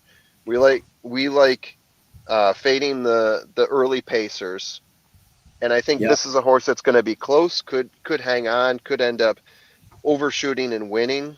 But I definitely see what people would like about the 9 here, because the 9 is a real strong closer at 8.5 furlongs. I mean, I think that's part of the reason why we're seeing a lot of these pace horses fade today too, is that half the races are 8.5 furlongs. Those are the types of races that are set up for closers anyway, so it makes sense that we're seeing that type of action today. Yeah. All right, guys, there you go. Okay. All righty. Oh, I just went dark. Whoops. Sec. Where'd the formula go? Yeah. Where? He does look like he's in a Queen video. You know, Yes. I see a little silhouette of a yes, man. exactly. Scaramouche, Scaramouche. My hair. That's right. That's right. At the power, exactly. There you go. Okay. Yeah, this race, man. If anyone hits the superfecta in this race, I'm going to give you the golden star. I'm gonna hit the exact 5. Huh? Yeah, there you go. Exactly. Yeah. I mean, this race is like, whoa. What are we doing here? Okay. Yeah. So this was interesting, and I too like formula. I like the 3. 12-1. I think is an interesting play. He's my second choice here. I think that, and notice like every other race he comes in third. So Yes. this is his night to be flying down the lane. Exactly. So yeah. So again, my first pick in here was in fact Radio Goo Goo, Devin Gittins, Esjuan Flores. Like the effort around 7 furlongs. I don't think the mile 16 is going to be a problem. I mean, even the one time he ran a mile 16th on the dirt, he ran against Street Princess, he ran against Serenading Kitten, and me Matoli, and those horses would be 1-9, all 3 of them in this field. So that doesn't even bother me at all. And Bruno and getting solid on the claim. I just think this horse could be better than and Esjuan's had a good night tonight, closing off the thing. Yeah, my second pick was the 3. Take chances. Marjorie hasn't won a lot, but she's 5 out of 22 in the third, and this horse loves to come in third. So I thought maybe tonight could break that thing and come in second. The interesting horse to me in here, and the third pick is the 9, Serenading to Maya, Tino Attard, Fraser Abel. He should be closing stoutly. The only thing about this horse I don't like is that the horse doesn't like to win a lot, but definitely has the capabilities versus this group, especially dropping down to 5. So I was 7, 3, and 9. Wow, we were very close on that, Sean. Yeah, Just a slightly different order. Yep.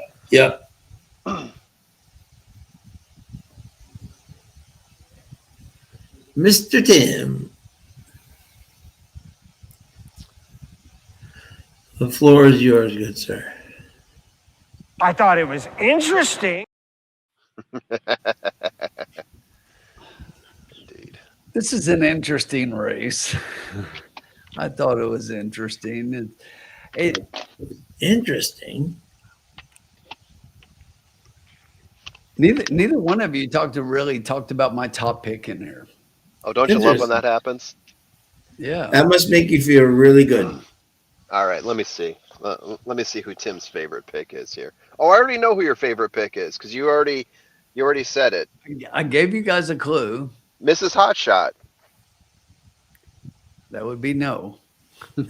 Oh, I thought Mrs. Hotshot would have been shoddy. No. 6, 9. All right, so who would it be? Someday Girl, Dancing in Rio. The old We 6, said every 9. other one. No, I know who it is for sure. Sean knows what shot he used to play every time. Yeah, Pawakwa. I said the 6. Oh, you did? Yeah. The 6 was my third. Okay. Yeah. Blinkers off, 29%. Yep. Exactly. And that's one of my big angles here, Sean. Yep. That I love that they're making an equipment change here and they're really successful doing it. And that's one of the things that I really look forward to, to what's going to change a horse from the performances that we've been seeing is like, I want to see something that's going to give me a different result from what the PPs are showing. And with the 6, I like the blinkers off angle. They do hit 29% with a positive ROI, $2.76 if you bet every one of them that do that. And the only thing that makes me a little bit hesitant is it seems like I can never friggin' hit with Daisuke. Yeah. If I bet the guy, it seems like he's up the track. But I do think that the pace scenario kind of fits for this horse, and it looks like a spot where this one could be right there. And as you guys said, this is a non-winners of 2, and when you look at this one, I mean, it was a maiden race at a mile and a 16th here at Woodbine. Yeah. You know, Munger was up on that one, but it was a position to where this horse went off at a 6-1 decent price. And where are we at right now? Yeah, that would be 6-1. Yeah. But I just really like the 6. The 9 was my second pick in here. I think Fraser Abley on the outside going for Tino Attard. This one in that last race, this one, you know, it's like mile and a 16th all the way around. 9 lifetime races, every one of them has been in this distance. So obviously broke the maiden at this. The 1 win was at the distance. Every race has been at the distance, but just seems like this horse kind of fits here, has been closing up, kind of fits the track profile for how things have been playing. So looks like a candidate for a win in here. After that one, it gets really close for me, and I went back and forth between a few, but I'll have to go Radio Goo, Radio Gaga, a little Freddie Mercury reference here, and let's go with Devin. Let's go with Devin Gittins. If Eswan was to win tonight, Eswan's the only jockey tonight that has 2 wins. We've got several with 1, so he's the only one that could possibly get the hat trick tonight. Yeah. By the way, just a note there. Devin Gittins has his very best vest on tonight. I don't know if that means anything, but he is wearing his very nice vest tonight. Yeah. Well, we'll see if that does mean something. Yeah, exactly. Yeah, exactly. But you know, they claimed this horse last time out, so Gittins first time off the claim hits at about 13%. I just think it's more of an underneath play here. Wow. I do like 6 and 9. You see a couple of the picks there on the experts. Everybody's kind of got the 9 on top. The 9 makes sense. I get that at 2-1, but I just think that the six has a real shot here. I think the pace scenario fits up. I like the equipment change. This is one that I really like there. My third pick, though, like I say, it was the 7, and then it was really close with the 5 for me. But the one thing about the 5 is, as you saw in the last race, the 5 tends to be a pace setter, and that's why I'm kind of fading the 5 a little bit here, because I think the early pace, it's 4 and 5 up front, and neither one of them are going to hold on. Yeah. Yeah, and the 5, if the 5 was a pace setter that could maintain, I would have more hemming and hawing, but I don't see the 5 as being a pace setter that maintains. No, exactly. Same as me. Yeah. And if I added one more, so 6, 9, 7, if I did put one more up front, since I don't like that one, the next one for me would be the 3 here. There we are. And the reason that I think the 3 is more of an underneath play, and Sean kind of said it, it's like this horse finishes 3rd every other race. Mm-hmm. Yeah. Clockwork. And a close 3rd. It's not like 7 lengths off, you know, and also ran 3rd. It's like 2 lengths off right there, 1 length off, 3/4 of a length. Yeah. I think I know what I'm gonna play. I might zap myself out of here on accident by doing so, but you know, we'll see. Yeah, it's been real if I don't see you in the next 30 seconds.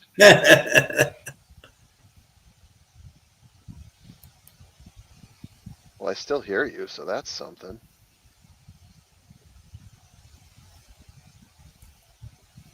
I may be playing the same thing you guys are playing. We'll see. We'll see.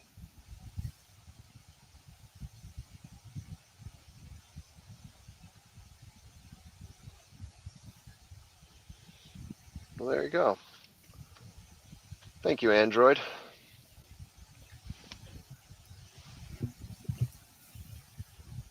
This is coming onto the track. Yeah. 6 minutes.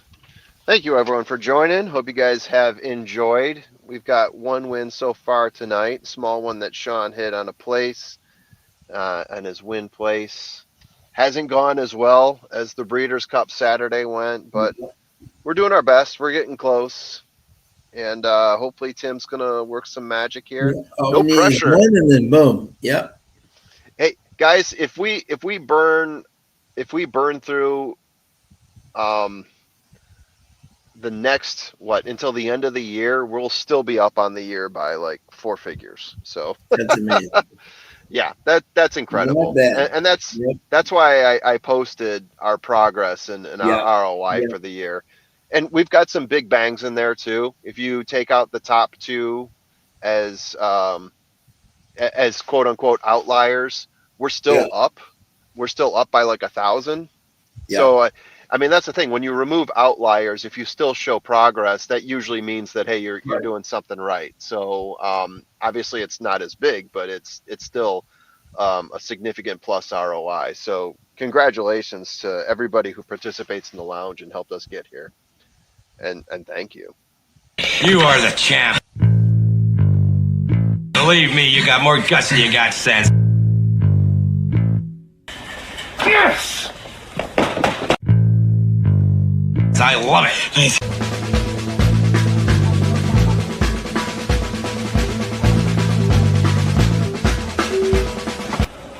I am back!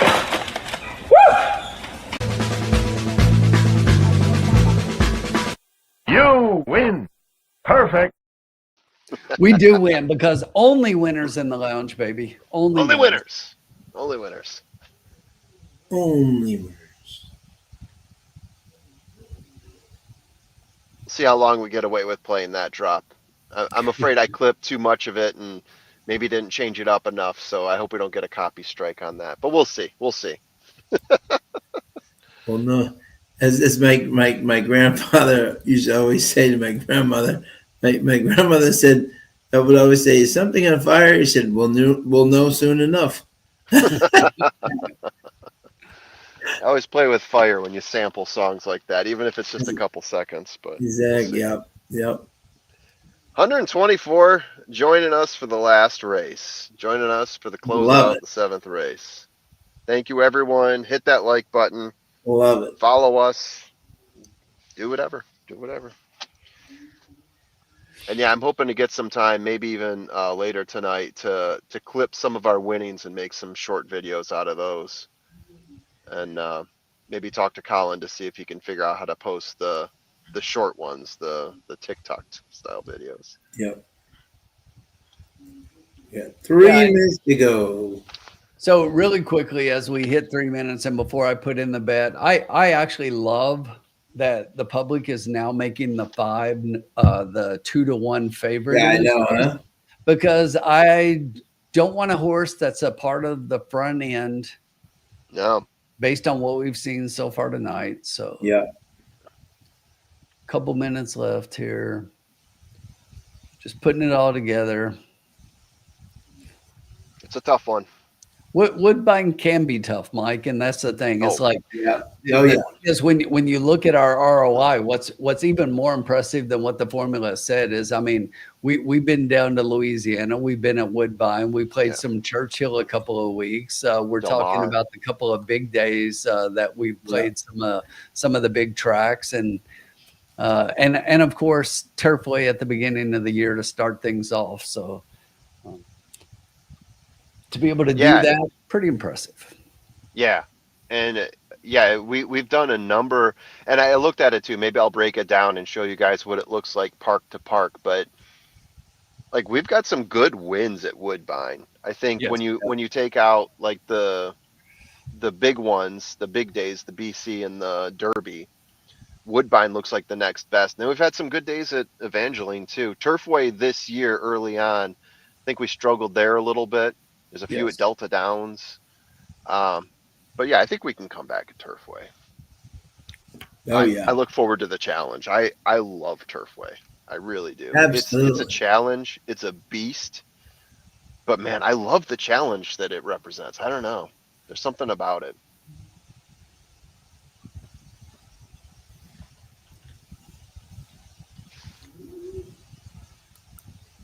1 minute to go, Woodbine. Nick Riccardi, that's close to the bet I played. All right, fellas. Finale. It's time.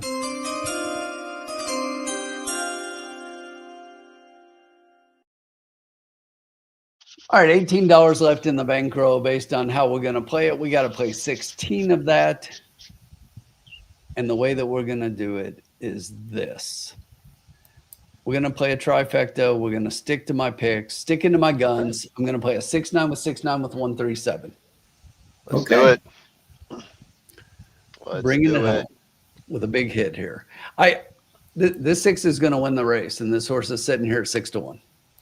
Love it. There you go.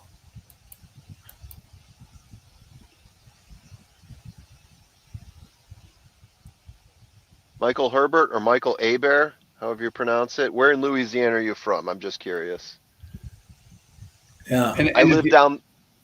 Go ahead. Go ahead. I was just going to say real quick while they're loading up. And if you really want something, go ahead and put that $1 exact 69357. That'll be 69357. Ice cold. Called it here on the lounge. Let's see how it goes. Michael, any relation to Tracy Hebert? Or Bobby Hebert. Yeah. Tracy Just Hebert. asking because I went to school in New Orleans and love the city, love the state. I miss it dearly. Tracy Hebert was a great rider down there. Yeah. Oh, let me get the sound here. Loading them up. Let's go. Who was a tad slow. Going out in front, Super Serenader, Mrs. Hotshot. They got a break on them and driving to third with plenty of space. Radio Gugu will come up the inside. Radio Gugu. Gugu. Is now head on the chest. Gugu going gaga. What is this? Turn out the stretch. Yeah. Radio Gugu in Whoa, front. the Super five. Serenade second. Before left the rail. Everyone's up the track right now. Is lying in fourth from Powerca. A break of 2 lengths away came Dancing in Rio on the inside of Serenading Maya. And the trailer is Sunday Girl. What is this? Slackening the tempo in front. It is Radio Gugu to a walk by a This is length. winning, guys. Second placing is Super Serenade. Lying third, Mrs. Hotshot from Power. 26 and 4. Came Take Chances. And Jeez. picking up is Serenading and Maya. I don't think I've ever seen a 26 One and away 4. last Someday Girl. We said that a couple of races ago. Yeah. Opposite. Won As they 25.50. come towards what is now the 4.5 with little pace on. It's still Radio Gugu in front. From Super Serenade, Mrs. Hotshot, Powerca. Up the rails goes Dancing in Rio. The center is Take Chances. goes And Powerca. Serenading and Maya the outside and still at the back. Someday Girl. Up the 3. As they head off through what was an incredibly 54 and 2 50. half What are we mile. doing? Radio Gugu the leader by a length to Super Serenade, Mrs. Hotshot. So from They run here on 3 it's gonna legs? be a sprint. Come on, Natsuki. Powerca moving up on Is the there a outside. fan going Taking on off here? is Serenading and Maya and Take Come on, Chances. to the Natsuki. center. And then Dancing in Rio, Someday Girl Up there, taking 3. a bit of a shot at them all from last coming Guys, around the Suki and extreme Fraser, come outside. on. They turn. On the outside, Radio here they Gugu come. Stack them up. What's left we'll soon find out. Radio Gugu by 2 lengths to Mrs. Hotshot coming fast. And Serenading Amaya down the outside as Mrs. Hotshot hit the lead. On the outside, Serenading Amaya Where's running the home well. 5 coming Someday from? Girl from the back. The 5 Mrs. ran Hotshot from in behind front. tonight. Mrs. Yeah, the 5 Hotshot did not coming take the down lead, and inside that the final was a 16th huge to Wow. win. Mrs. race. Hotshot by 3/4, Serenading Amaya second. A break to Someday Girl, narrowly third from Radio Gugu. Are And then you Powerca. kidding me? The race time 1:51.18. Should have bet win place in the 3. Damn it. That was a typo. I actually meant 5-9 with 5-9.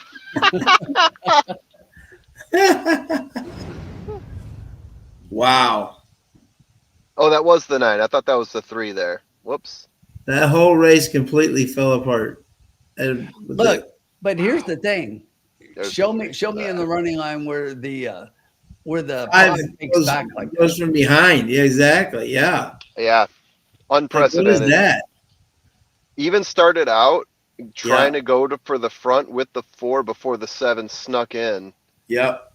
And the pace was just so slow. Like, The winner there is was Yeah. no Mrs. effort for the... Hotshot. No. Second is 9, Serenading Amaya. Pietro was throttling And that a horse. show photo, the opening quarter. Jesus. Well, these are fractions that have been recorded.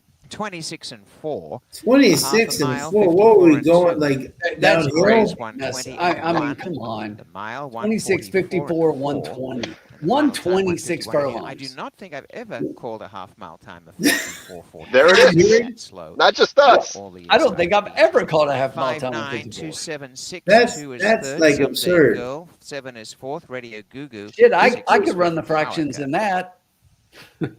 You can't even do I that. know. I mean, like, how do you do that? You know? Wow. That is nuts.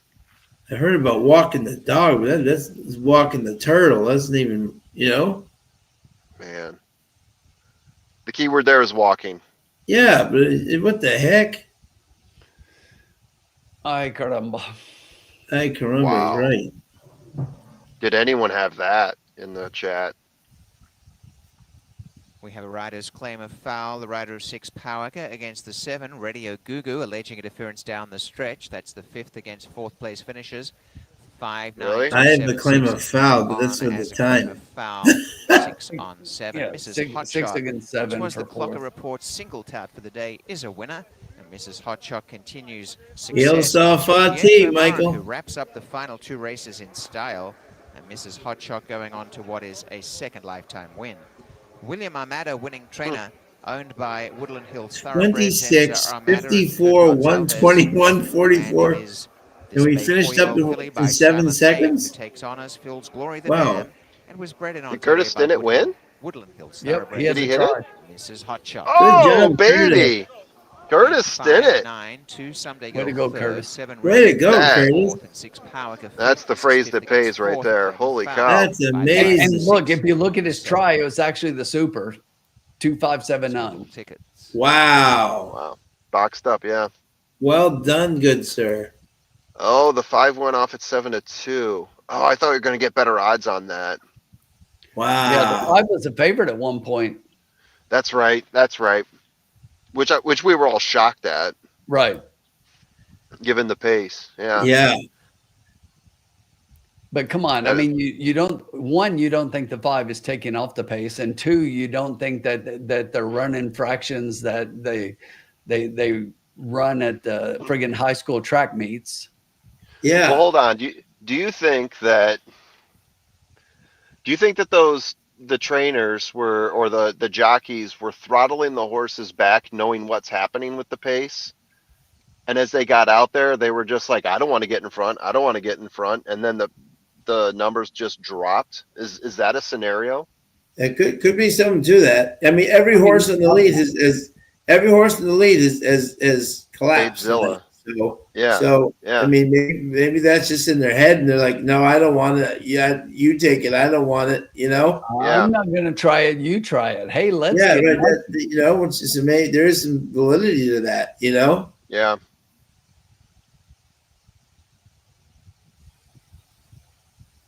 Yeah. There's definitely some validity to that, for sure. Yeah. Yeah. Maybe next week. I thought my 6 and 9 were well positioned at the top of the I don't think I've ever seen though Yeah. 26. Well, I mean, you Yeah. heard Geller. I mean, he's like, I don't Yeah. think I've ever caught a 54 half. No, Yeah. exactly. Exactly. It was a weird night as far as time goes. Yeah, that was.